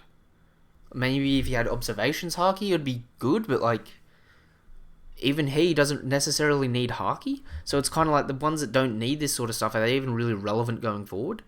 And, even now, it's like, is Kid really relevant moving forward? Is Law really relevant moving forward? But it's like, I feel like the reason that... They don't necessarily have to have, like, god tier talent and potential necessarily to become a supernova, right? Like, they all took different routes in order to get to that place, and they were essentially just like the prevailing pirates along those routes. In the most part, it's because they had good fruits, and unlike Luffy, they didn't bump into friggin' warlord after warlord after warlord, right? So, like, I mean, Apu, yeah, he probably could get through the New World. Oh, sorry, the Grand Line. The Grand Line isn't that difficult, and he can shoot sound at people, and he can cause explosions in midair. He doesn't even have to really touch. He cut up an admiral. He diced an admiral. Very strong, but he doesn't need to be able to move at like light speed. He doesn't have to need to be able to, like punch like Logias, because like how often are you really going to bump into a Logia? Like Luffy's been fighting top tier people his whole run through, so obviously he's met quite a few Logias, but I mean, they are a very, very rare even fruit, right? even out of those top tiers that Luffy's fought in that, we have like what, 10 Logia, if that, maybe a little bit more, maybe 11 Logia, and it's like, out of them, most of them are in the Marines. You have like, 2 Logia what I would that aren't. imagine is Kid is strong because he's hardened himself, because he's genuinely just gone, oh, there's Marines there. I'm just going to waste my way through them. Even if there's like a Vice Admiral on that ship, I'm just going to attack them, destroy them, move on to the next island, kill a bunch of civilians on the next island, keep on going, right? Like that to me seems like Kid's path. So yeah, he didn't bump into any like warlords, but he might have been fighting like vice admirals and things like that. He might have been taking them down, and he might have hardened himself through just like very, very aggressively charging through the Grand Line, and therefore racked up a really high bounty because he's seemingly unstoppable, at least for the Grand Line scale of things. And right? that said, he's also got a broken ass fruit. Like, it gets downplayed a lot because it's just like, oh yeah, it's just metal. When was metal ever threatening in One Piece, really? But it's like, pre-time skip, he's doing Gear 3 attacks with no drawback. Like, that is impressive. My point being, like, Luffy, for the most part, when they found Marines, a lot of the times they would just run away, right? I would imagine most pirates would just see Marines and go, all right, let's get out of here. The Marines are here. They're going to chase us down. Let's leave, right? So it seems like every other pirate might have bumped into some things along the way, beaten them up, therefore gotten like a bounty because of it. But like generally just kind of, they've just been the person to get through. They've just kind of like not gotten captured, beaten whatever Marines they have come across, and then they got to the end of the Grand Line and they got like 100, 200 million bounty for it.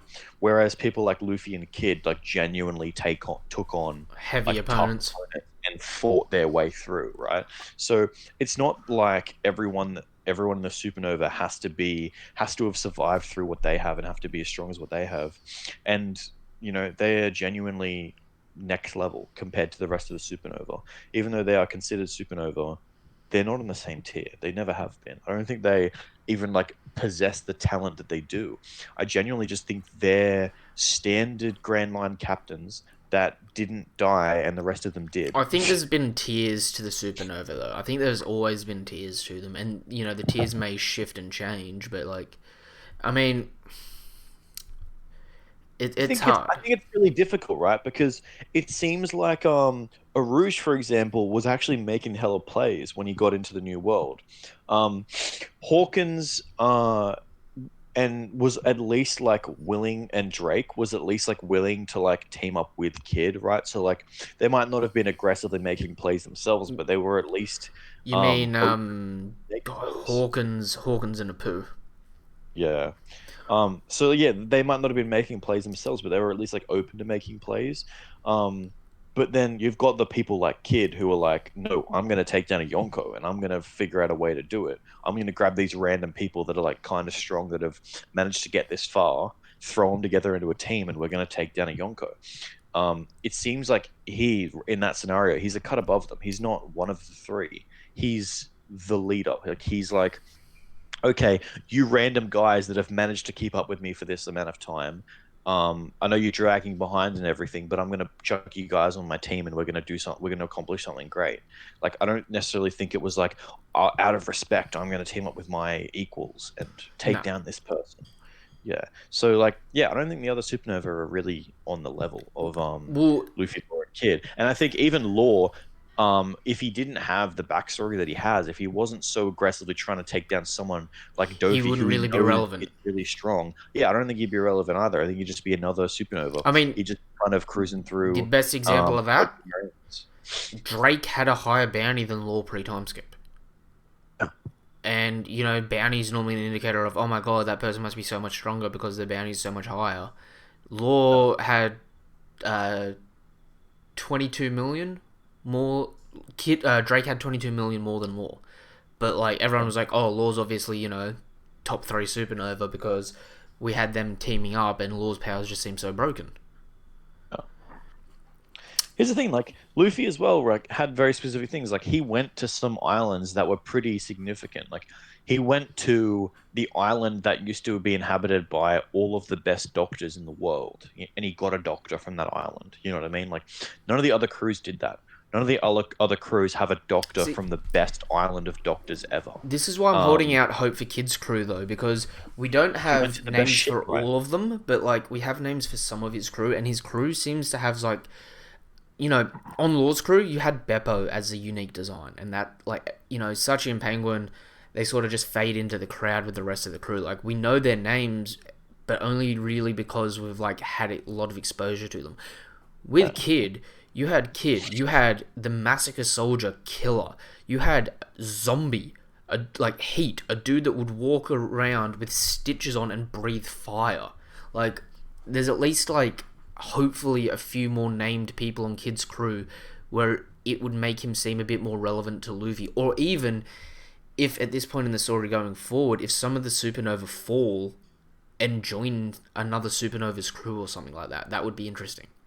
Yeah. And that's the thing. Forgive me if I'm wrong, but like Killer used to be like friends with Kid like ages ago, right? Like Yeah, before they were they vampires. yeah. Yeah. So like, here's the thing, right? It was Kid and Killer. They like went out, and then you've got Heat, right? So imagine their run through the Grand Line, right? They go up to an island, kill a bunch of civilians, take whatever they want. Um, Navy gets summoned. They beat down a captain, move on to the next island, do the same thing again. Navy gets summoned, beat a vice admiral, a low level vice admiral. Keep on going, move on, move on, move on.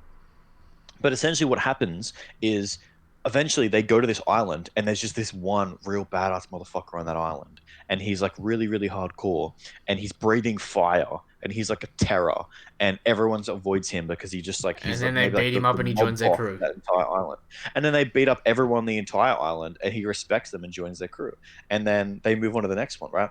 He's essentially picking up like all of the strongest degenerates from all of the islands that he's going to. And so yeah, he probably does have a fairly stacked crew. He's probably got like the strongest like evil warrior on their crew, like not like the most noble knight on every island, but like the most like evil villain on every island, probably. Like he's the kind of dude to go to Drum Island, and instead of getting Chopper, he gets the bloody Chomp Chomp guy on his team. Yeah. He gets Waffle on his team, and then just goes and then moves on. Like he's like, I can feed you as much metal as you want. Come join my team. And then, he's the one that gets the villain instead of like he goes and picks up Arlong to get on his side, and he's got Arlong on his crew. You know what I mean? Mm. He's got the villains rather than the good guys. I mean, it'd be interesting. I really hope in this battle on Onigashima that the crews of these like teams, even if they're just clashes that we don't get full-fledged fights, I want to see them being able to clash and hold their mettle against some of like the top tier people. I'm not saying commanders, but like, if the fifth strongest on Kid's crew and the fifth strongest on Law's crew team up, can they like, beat like two or three headliners together? You know what I mean? They don't have to be great people, but it's like you want them to at least be as relevant as like the weakest people on the Straw Hat crew for a bit. Okay, in a 1v1, not including Luffy's crew, just Kids or Laws, who do you think can beat Oven? One? Killer. So only First Division commanders? It's weird because the way I view it is, this is gonna start a whole shit fight in that. The whole, Zoro and Sanji are equal, one's stronger, one's weaker, whatever. The way I view it is like, Killer and Zoro are, say they're like a tier 1. A tier 2 would be, Sanji and Beppo. So like, Law fails because his strongest crewmate is like the third strongest on everyone else's crew, or the second strongest, sorry, on everyone else's crew. You know what I mean? Or starting a shit fight. You were right. You just said that Sanji was a tier lower than Zoro, and that's not going to stand with a lot of people. Look, I don't necessarily think that they've got different skill sets. Like Zoro's, let's not go down the road. Okay. That's a discussion for another day. Yeah, that's another discussion. They're potentially equal. We'll talk about that another time. I don't want to go down the rabbit hole. That's an hour. Don't have enough panels prepared for that. But you get what I mean, where it's like, in terms of at least betrayal, Zoro and Killer made it to the supernova status. Unfortunately, Sanji didn't. It would have been cool if Sanji made it. Like, if Luffy had the only crew where they had 3 supernovas, but like that would discredit Kid's crew as well, because then it's like, oh well, he doesn't have 3 supernovas on his crew. Like, yeah, it's yeah, I get what you mean. But well, so then, do you don't think anyone other than like the right hand man of the main people, like, do you think Beppo could beat Oven? Well, considering we saw Peckham's go Sulong and get beaten by the fodder at Oven's command, that was a group on one person fight. I dare say that Oven and Daifuku are even. Daifuku struggled against Carrot, but I feel like if it was like in an enclosed space, Oven could beat Carrot. You think Oven and Daifuku are even? Yeah, they've both got a bounty of 300. Yeah, but I don't know. I reckon they're just a lot more hard to handle. I reckon they're equal for different reasons. To handle. Like, Daifuku, you fight the genie and Daifuku, you know what I mean? It's like, you got to deal with Daifuku to beat the genie, but the genie's the one fighting you, not Daifuku, where Oven, it's like, you can't touch it. Does Daifuku fight alongside the genie? I thought he just kind of stands there and the genie fights for him. It fights for him because he rubs his belly, but like... Yeah, but that's the thing. Like, I'd imagine the theory is it's pretty easy to beat Daifuku as a person, similar to Cracker, but it's really hard to beat the genie. So the goal is to get away from the genie and get at Daifuku. But and then the genie comes from like a Netero type thing where the genie's so fast that you can't get around it. Maybe. So it's like a matter of like speed or something like that. I mean, the genie sort of comes from him. Like a low grade. Yeah. Well, I imagine him as like a low grade Cracker. Where it's like whole point of Cracker is like if you can hit him, you mess him up, but like you can't hit him. I mean, It's like that Oven and easy. Daifuku to me can sort of play the role of like, um, not as strong, but like they could have been a pre-time skip arc villain essentially. Like in Thriller Bark, you could swap out like Moria had a 320 million berry bounty, same as like Zoro. You could swap out Oven there, and it's like, oh, Luffy can't beat this guy because every time he punches him, he burns his hands. I Like, could see that. Um, yep, I could see that. And like then it would be something like where like Luffy becomes so fast that like he can punch you without actually burning his having to like hand. feel the burn on your hand. But then they couldn't do that because then Akainu would be you'd be like he can just do that to Akainu. Well, Akainu And then burns you without touching you necessarily, since we saw him melting but swords that's and the that thing. from a Like, there distance. would be heaps to argue. Like there'd be fans that don't realize that, and they'd be like, "Oh no, Luffy can beat Akainu because he's already beaten Oven," and then blah blah blah. It'd be just annoying as hell. Man, there's just straight up so much Akainu disrespect. Like, No, he's so fucking strong. It's well, okay, insane. okay. Yeah. Can I just stop you for a second? I know I already talked about this, but like, we've seen Yonko clashes, yeah? The Yonko clashes, we saw Shanks and Whitebeard clash. We saw Big Mom and Kaido clash. We saw a prime Whitebeard and a prime Roger clash. And the prime Whitebeard and the prime Roger was a lot different to the other Yonko clashes, wasn't it? Yeah, it was definitely different. Okay. We saw an Admiral clash, and there's a giant crater, and just two sides of the island are just opposite effects. Like, the admirals have just got like a certain level of disrespect or over respect, where people either rate them like, oh my god, no one can beat them in the verse, or Yeah, oh my people god, they're either so weak they say get people either trashed. say that like Akino is already Pirate King level and like can literally just like like low diff any of the Yonko, like he will definitely win, or they just like he's like trash and like he's a full level below and like oh he can, like he's a little bit stronger than a first division, but that's about it. It's like like I'm sure there are plenty of people that would argue that current Luffy could beat Akainu, and it's just not on. I It's mean, just not a thing. he's got a chance now with advanced Ryu, but like, Yeah, he can fight him. He can fight him without getting wasted. just because you can land a hit doesn't always mean you can beat the person and that. Like with Luffy, his big thing is normally once I can hit them, I can win.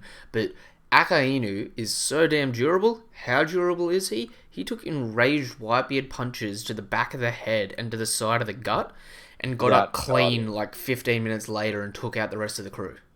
it caught him off guard as well. Like those It was a hits, king hit. like he was like shit. Yeah, it Was it? wasn't like he was like I'm gonna get punched in the face right now. I better brace myself. It's like if someone just walks up behind you and punches you as hard as they can in the back of the head, you're not gonna get up. Like that. I That mean, literally kills real That's life. that's what happened though. He got punched in the back of the head. He gets up, threw a punch, ripped off Whitebeard's face, half of his face or a third of his face, and then Whitebeard just backhanded him into oblivion and was like, "I'm going to separate the island, get you at a distance, boys. We getting the hell out of Dodge." Even though he stayed to die, but then like it's literally like the next chapter, the chapter after. So it's like maybe in anime time it's like 40 minutes, but like in real time in the story that could have been like a matter of 5 minutes if that. And then Yeah. Akainu's back up chasing Luffy. Like at that point in time Ace was dead. Whitebeard wasn't Akainu's threat. He was like, I've taken down the heir to Roger, now I'm taking down the heir to Dragon. We're getting this done. I'm taking out two monsters with two hits. Yeah. Okay, let's do final topic. I have a final question for you. Go for it. All right. So, how strong? We were talking about this very briefly earlier. How strong is Jinbe? Because thinking about Akainu, kind of put to mind the fact that not only has he blocked a hit from Big Mom, he's and pushed her off a ship, I believe. He's A week also he punched Nerf Big Mum off a ship. She was clean. also been punched literally through, which killed Ace and burnt the shit out of Luffy, despite not even piercing through him. And he just took it, and he's So fine. Jinbei, his whole thing to me is he's just more durable. If him and Rookie Ace were equal in terms of like all their combat ability, and Ace got a little bit stronger to be, the best second division commander, Jinbei from that point got a little bit more durable. You know what I mean? Like, the dude, he's a big fella. He's a big boy. He's carrying his weight around, and, big boys can take a lot of hits. Yeah, well, here's the thing, right? So here's the question: who has a better matchup, a Logia of Fire or a Fishman? Against Akainu? Or against... No. Against each other. Like, who do you think in Ace versus Jinbei was at an advantage there? Because you could say either. You could say that, like, your fire, like, can, like, cook away the water, but you could also say the water puts out the fire, you know what I mean? So, like, the thing is like, people of Jinbei's level and Ace's level at that point would have Haki anyway. So it's not like... Well, from the Ace novel, we know that Ace had pretty well. armament Haki at that point in time. And Yeah. as we know in general, just Jinbei has armament and observation Haki. The dude's a bloody weapon. So then, here's my question: like, was Jinbei at a disadvantage, or was Ace at a disadvantage there? I don't think either was at a disadvantage per se. The fight lasted 5 days. It was at as much of a disadvantage as Aokiji is versus Akainu. You know what I mean? Yeah, that is fair. People are like, oh, Aokiji was at a disadvantage because you can get so much hotter than you can colder. So therefore, any heat over just negative, like any heat that just immediately overcompensates for absolute zero, just means you're too good. And like you're overwhelming it, and so Aokiji would have a harder time freezing. But then you can flip it. So here's the thing: that's not true, right? Because coldness can get to absolute zero. Absolute zero is a definitive maximum cold where you just win, right? Like everything stops. Yeah. Movement is stopped completely. Yeah. Yeah, but heat can become infinite because there's no theoretical heat that can melt everything that is known in the universe, because not everything in the universe is known, right? Yeah. So there's no like god heat that would just melt the universe as a whole instantly. So like you could always get a bit hotter. I don't know, man. You're talking about Genryusai here. When you make something like extra cold, like absolute zero is like the pinnacle. You know what I mean? So like, if he can hit absolute zero, then Akainu can get hotter and hotter and hotter all he wants. But if Aokiji just keeps bringing him back down to absolute zero, like it's absolute zero. I mean, I genuinely view them as like some people say one was more advanced. Temperature fight. Yeah, it's like one gets hotter, one gets colder. Like they're just making each other hotter or colder, and it's whoever can make the biggest change in temperature. I genuinely think they were equal. I know a lot of people like to bring up the argument that Aokiji negated Ace's fruit in Marineford, so they must be equal because Ace melted the pheasant beak and Aokiji froze the flame mirror. But I mean, I don't necessarily think that's true because I mean, one, you could say that one was trying and one wasn't trying, but Aokiji's here's the thing. Cold affects everything the same. Yeah, if Aokiji is trying to be cold and Akinu's got his hand on him trying to be hot, it's how cold Aokiji can make himself versus how hot Akainu can make his hand, right, to try and do damage to him. I feel like that's how the fight occurred, and that's why the fight lasted for so long, was because they were literally just like, I'm going to try and make you hotter so it hurts you, and he's like, I'm going to try and make you colder so it hurts you. And that's the way that their fight happened. And it was like every now and then one of them would manage to pull the heat down or pull the cold or push the heat up until like one of them got hurt, and then like it was like slow hurts over time. Because the thing is, it's like I could punch you and I could like do like a little bit of like I could hurt you a little bit, right? Like let's say you're like really really really tough and I'm like pretty weak. I could punch you and I would hurt you a little bit, but not much. But if I kept punching you, I would be always hurting you. Whereas in this fight, if I punch you with heat and you're cold and you don't let me bring your heat, like you don't let me bring your heat up to a level that would hurt you, I don't do any damage at all. So like they're literally doing actually no damage to each other. It's not even licks. They're not even like gently punching each other. And I mean, their fight did take 10 days before there was a fatal blow. And at that point in time, Aokiji lost a leg and he's got burns all up one side of his body, but Akainu has ice burns all up one side of his body and neck, and is missing a chunk of his ear. And you can try and say that that was from Whitebeard, but it wasn't, because we saw Akainu was clean after that. Yeah. It was like like that's the thing. I genuinely just feel like their whole fight was them doing literally no damage to each other, just trying to change their temperatures, and then every now and then one of them would get lucky and like get to boost the temperature up a little bit or drop the temperature down a little bit, and then they would do a bit of damage. And then like that's how the fight happened, and that's why I feel like it lasted for so long, because it was almost like if me and you were trying to punch each other and we're constantly missing, and like once in a blue moon we actually land a light punch. Like that's how their fight was going on, right? Like they kept hitting each other, but they weren't able to increase the heat or decrease the heat enough to actually hurt. So they were just like basically swinging and missing I constantly, mean, and eventually one of them won. to bring it back to the point, I think that Jinbei is currently over Zoro and Sanji, which is why I think he hasn't been reunited with the crew, because when he comes and joins back up with the crew, I think it'll be when both of them have surpassed Jinbei. Right, so end Wano. Yeah.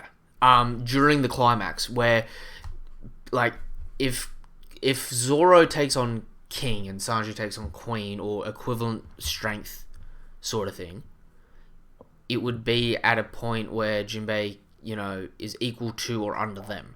Because I feel like the reason he was delayed joining the crew was because it would ruin the monster trio dynamic. That being said, it's like it's hard because of how you view matchups and that, where it's like if you look at the Blackbeard Pirates, and this is a whole nother can of worms on its own, but like you have Jesus Burgess, which everyone hates and just thinks is absolute gutter trash, but he's the first division commander. I know most people just immediately go, oh, well, Shiryu's definitely the second strongest, but I mean, is he? What's what's been the difference in power shown between Shiryu and Burgess? Shiryu has shown projectile slashes, and now he's got the invisibility fruit. Burgess showed projectile elbow punches. And That can be like a whole nother thing, right? Like yeah, I feel like the only thing is that no one sees like no one sees Zoro fighting Burgess. They just see Zoro fighting but Shiryu. Shiryu Burgess, seems like a cooler character, and so therefore they want him to be stronger. but I think like Burgess. Burgess is missing a fruit, and that's all there is to it. Well, yeah, but then the problem is then, is Burgess going to fight Zoro, or is Burgess, because Burgess is the helmsman of the Blackbeard Pirates, is Burgess going to fight Jinbei? So then it's a matter of, okay, what if Jinbei does join back up with the crew and he's still over Zoro and Sanji for the moment, until Zoro becomes the world's greatest swordsman and Sanji does whatever the hell Sanji does? Or even if he replaces Sanji in the Monster Trio. Like, It could well. Okay, well, who do you think Sanji's going to be fighting again? Did you say Lafitte? Was it? I used to think it could be a matchup where Zoro versus Shiryu. It's either Zoro versus Shiryu and Sanji versus Burgess, or Zoro versus Burgess, Sanji versus Shiryu, because it'd be like, you know, Zoro versing Zoro versing a brawler, being like, you're not as strong as Sanji. Sanji versing a swordsman, being like, you're not as strong as Zoro. Or the third option, where Jinbei helmsman versus helmsman, then you have Zoro versus Shiryu because samurai fight. And I mean, even that could be an insanely good fight. Like Burgess being invisible. Sorry, not Burgess. Shiryu being invisible. This is a common misconception. It's the fruit's ability is that it erases it erases you, right? Yeah. It's not that it's just turning you invisible, which is the main product of it. Yeah. It's It's like not that, like, erasing your you're not presence. reflecting light anymore. You just don't have a presence. Yeah. So potentially observation haki doesn't work at being able to view where the person is while using the fruit. I mean, we all know that like Mihawk has those weird looking eyes, right? And we all assume there's something behind that. It's not just a cool character design. It could be that like that's kind of his specialist type of perception hierarchy. Yeah. Like we're talking about how there's like special type, like people have like special branches of it. Like Luffy has future sight. Seemingly like Kobe has like a unique gift to see like things that are very very far away. Rarely can see like the power level and how many people are on a massive island. People seem to have like different arrays of ways to use their haki. It could genuinely be that like that could be like Luffy's Katakuri fight, but for Zoro. for perception haki, but for Zoro, where he's literally like getting like he gains like an all-seeing eye, where he can just like sense the presence of you, even if you Well, don't even necessarily exist in this like let me paint reality. let me paint this narrative for you. What if Shiryu and Zoro clash? Shiryu's got the invisibility, so Zoro has to try and figure out where he is. Zoro ends up having to learn future sight because what'll happen is you can't sense the presence of the person because they're erasing their presence. But you can see the future and see in the future, I got attacked from the left. I'm gonna block or attack to the left. Yeah, And even past that, definitely possible, seeing but I don't see many people well, having future sight. I see that as being a seeing very niche thing. well, I mean, for Zoro to beat Mihawk, Mihawk's whole thing was originally he was going to be the clairvoyant. He's the Hawkeyes. Presumably, he's got top tier like not future sight or just top tier observation haki. I mean, you'd have to be the world's best swordsman to be able to see an opportunity to attack. So, going along with this sort of thinking, that Honestly, okay, here's my thing, right? So swordsmen generally are duelists, right? They're not generally like I'm going to destroy the world and take on like 1,000 units at once, right? Like yeah, swordsmen generally are about like a one-on-one combat, outthinking your opponent, out swordsmanship your opponent, right? So honestly, I feel like Mihawk's thing could be like similar to Future Sight, but more like reading a person. So like you read your opponent insanely well, and like once you're locked in on your opponent, that one specific opponent, you like kind of like can tell exactly what's like what they're gonna do, what's gonna happen, what they're almost like you're thinking, reading how their strong mind. they are, etc. Yeah, exactly. And so it could be something like that where like he's the clairvoyant, but in the sense that like as soon as he knows, like, as soon as he like locks onto you, he can almost like see. It's not even just standard future sight, but he can kind of see like your potential, like like conceptual things he can see, like. So maybe like when he was dueling Zoro when they first met, he looked into Zoro's like potential and he saw that Zoro like genuinely had the drive and the guile to become the world's greatest swordsman, and that's why he didn't kill him. And if it was just some random peasant swordsman that wanted to be the world's greatest, he would have just killed him on the spot because who gives a damn? And so maybe that's kind of his thing is like a one-on-one thing, and that would also somewhat explain because you would think, well, if he had future sight, then why would he bother throwing that slash towards Whitebeard when he should have seen that Jozu was just going to block it? You know what I mean? Like he obviously didn't think Jozu was going to block it. Well, it could be that he was looking at Whitebeard and he was like, I need to test something, right? And he was testing his like will, like he was like looking into his being as he threw that slash, and he was trying to find out some information through his perception hockey at Whitebeard. You know what I mean? Because if he had generalized future sight or just generalized really good hockey, he would probably know that Josie's going to block that. But if he has like a one-on-one type thing, there's no reason for him to lock in on Jozu before he throws the slash. I He'd mean, lock in true. on Whitebeard. I mean, again, painting a narrative here, just because I used to think that Shuri was going to get the diamond fruit, and whether he had diamond or whether his sword got force fed the diamond fruit, it'd be like Zoro's got to overcome, you know, observation and to be the world's strongest swordsman before he takes down Mihawk. Do you know what could also be a potentially insane thing to happen? Yeah. So Blackbeard's crew is sort of recycling some old devil fruits now that we've been introduced to. We've got the invisibility fruit, you know what I mean? What if we got the what was it called? The hush hush fruit. If we got Corazon's fruit, where it removes All right. all sound. Just even if it's just not one of the main people, but just someone on Blackbeard's crew gets the hush hush fruit, right? All right. Could you imagine if Shiryu turned invisible and then couldn't produce sound? Because we know you can lock on someone and stop them producing any form of sound for a long period of time. All right.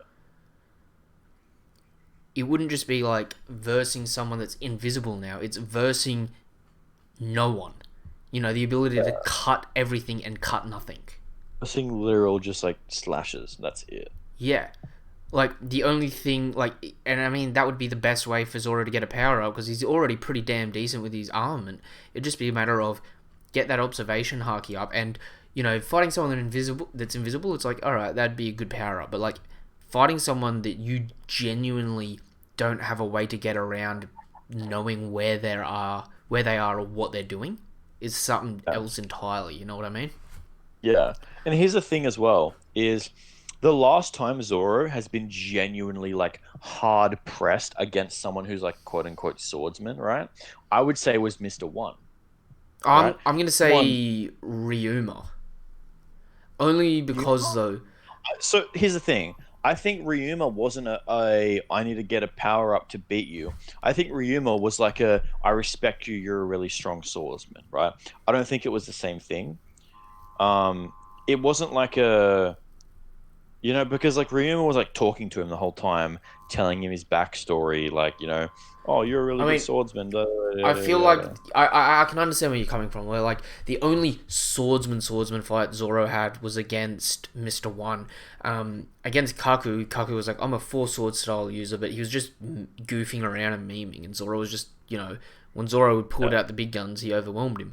With I also Ryuma, don't think Zoro has really been pushed that hard, man. Like even against like even against Kaku, like it was yeah, he was a hard fight, but it wasn't like Luffy level. You know what I mean? Like almost all of Luffy's fights have are been on the so much edge. more difficult than like any of Zoro's fight. I think except for Mister One, because him fighting Mister One was like genuinely just like I can't beat you. Like I can't hit you. I can't hurt you. I need to figure this out. And he like essentially unlocked perception hockey, um, fighting you. Ugh, sneeze. All good. Yeah. I mean, it'll be crazy because I So well, basically, what I'm saying is like essentially, initially, his big swordsmanship power up, like he was getting stronger progressively over the course of the series, as was like Luffy. But Luffy wasn't getting power ups, quote unquote, right? Like he was just getting stronger until he started getting like gear two, gear three. It was more just like he was fighting stronger opponents and being able to handle them a bit easier.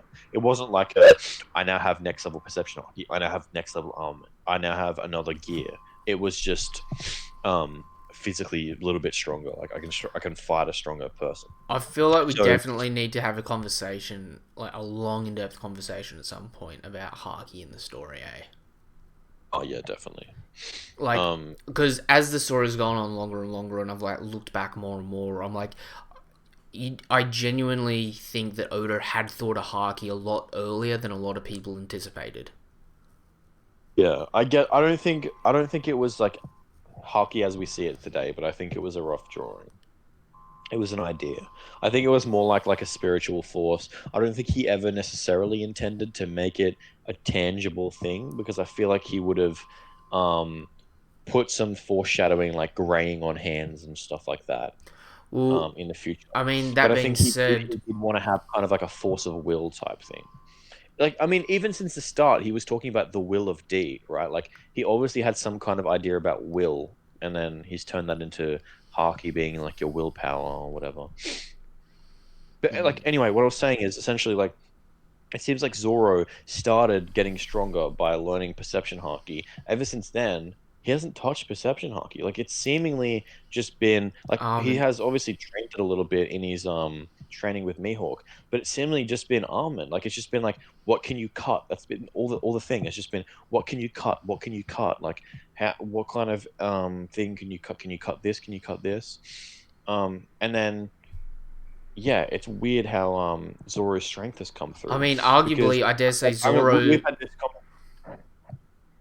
we've had this conversation before. How I was saying it's really weird how Zoro is considered an armament hockey specialist and Sanji's considered a perception hockey When they specialist. should be better at the I would opposite. consider it, yeah, I would consider it to be the opposite. I would consider all brawlers to favor armament hockey and all skill-based fighters, so swordsmen, to favoring perception. I would think it's like shooters and swordsmen are perception hockey based, and then brawlers are and like fruit users are armament hockey based, right? Except for certain fruits, obviously. Tell you what, thinking of fruits just while it's on my head, right? What other zones do you reckon are going to come out of the Beast Pirates and that? Like, I'm just thinking about it. Drake is an Allosaurus. We have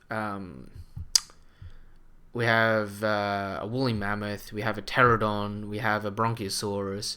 Like, I'm still waiting and holding out hope for like a saber-toothed tiger and a T-Rex, and like, you know, bringing out all the big guns for like the Triceratops and that. I'm sorry. You just listed like all of the Megazord Power Ranger Yeah, dinosaurs. yeah, You said what was it, Saber-toothed tiger? And I just yeah. imagine the Yellow Ranger going, Saber-toothed tiger. And then you said Tyrannosaurus, and I was like, yep, that's one of them. And then you said Triceratops, and I was like, what are the chances that's the other one? I mean, Triceratops. a raptor as well. A raptor would be sick. That would be cool, like really fast. That'd be a good fight for Brook if Brook doesn't fight a Pooh, because you know Kid or Killer probably need to get revenge against him. Like if you had Brook, who's like the fastest Straw Hat, taking on like you know, imagine a hybrid. I want to see a raptor that has like a kind of like a natural shave ability. Okay, You know how Brook just kind of walks past someone and then sheaths his sword and he's cut a bunch of stuff. yep. I want to see them like literally just like shave past each other, and that's their fight. All right, I got last topic for you. Right, go have a look in the chat. Yeah, she said. This is Sheepshead, the headliner, the first headliner that we're introduced to. Look at his arms.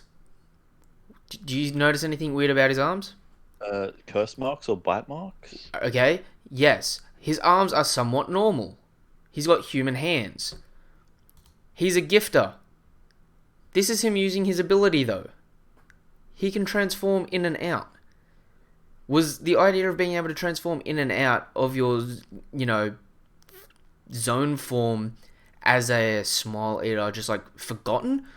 Or is Sheepshead's crew, like the gifters that were under Jack personally, like the only good gifters in the entire Beast Pirates crew that can turn it on and off? Because like the way I'm looking at it right now is like that is so much better than being some poor sack of crap that lives his life inside the mouth of a hippo. Yeah. It's true. All of the headliners have been absolute pissant. Sheepshead honestly has been seemingly, other than Hawkins, has been the The best strongest headliner. headliner. Yeah. And So like one thing that I want to point out actually, now that I notice it, is you see there's like little curse mark things on his left arm, obviously caused by the fruit tampering with him. When he's using it on both hands in the second picture that you put it up, they're on falls. both arms. Yeah. It forms on both hands as opposed to just the left. Almost like he's genuinely like activate. Like it's like the fruit hasn't fully kicked in, and now he's like activating the fruit more, and it's causing it to I go mean, into that that state. being said as well, do you notice that his hands are the horns, not horns coming out on his head? Yeah. So it's not like a normal zone where you turn, you know, your head into the head of the zone animal. It's, oh, I can form this part of the animal on this part of my body. And he's known as Sheep's Head, which is pretty ironic. Oh, also he's got like big woolly hair in Yeah. the second one, so it obviously does like alter your appearance in other ways other than just the actual one. So the thing is though, what if what essentially what you're seeing there is maybe he can't intentionally put them wherever he wants them. Maybe they have to be on his hands, But he can and he turn it just on got and off. lucky. Yeah, and he just got lucky, and that's the way that Well, his fruit kind of happened. But he can turn it on and off in the same way that you can go in and out of your devil fruit power, like of your zone form. So to him, basically, that's him going into his zone form. yeah, Like that's not a hybrid form. I don't think. I that's think his that's full him mode. full mode because he just doesn't have the I full mean, power of the fruit. so the weird thing is, if you actually look at it, all the headliners from Zoe, sorry, not all the headliners, all the gifters from Zoe will like that. So the interesting thing about that though is obviously we haven't seen them like that since. Hang on, I'll try and get a photo up of it.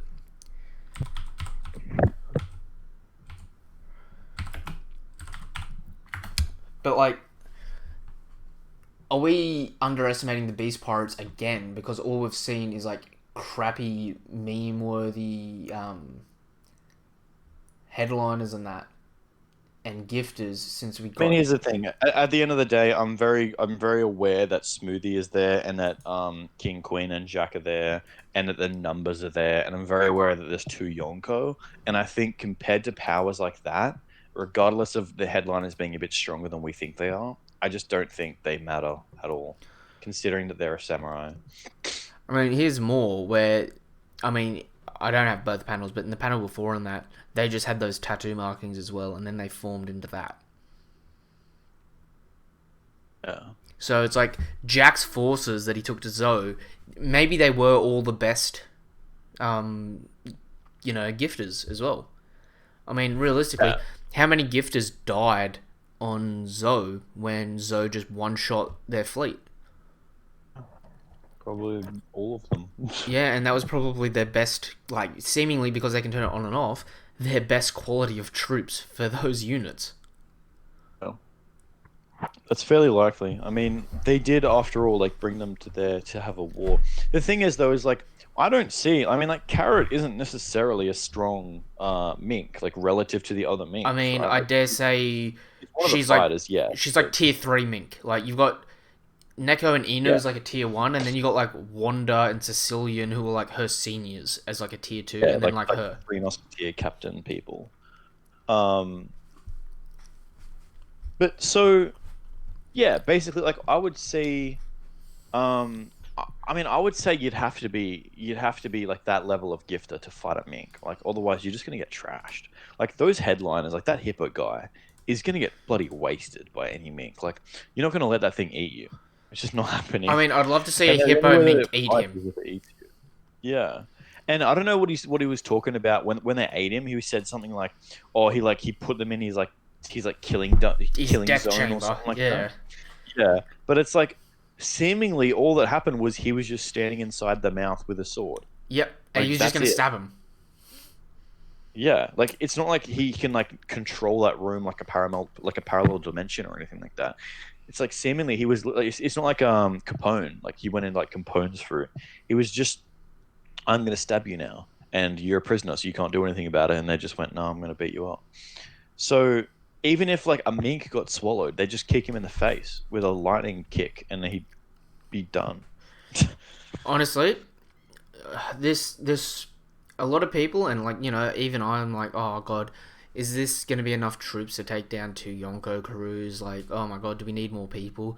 But then on the flip side, I'm like, man, a couple Berserk Conquerors, Haki, and a bunch of minks just annihilating, knocked out fodder. Yeah. Honestly, it's like it could be. The numbers could matter or not matter, just solely dependent on like whatever wants to go down. But the weird Thing is, thing, like, I really want to see the gifters start showing some more gusto, or just the headliners even just start showing some more gusto. Because so far they've been kind of like meme characters, but the thing is like you can have like you can have someone that Luffy can one shot that doesn't have to be such a meme. Like you don't have to have somebody who Bellamy. has like a stomach of a lion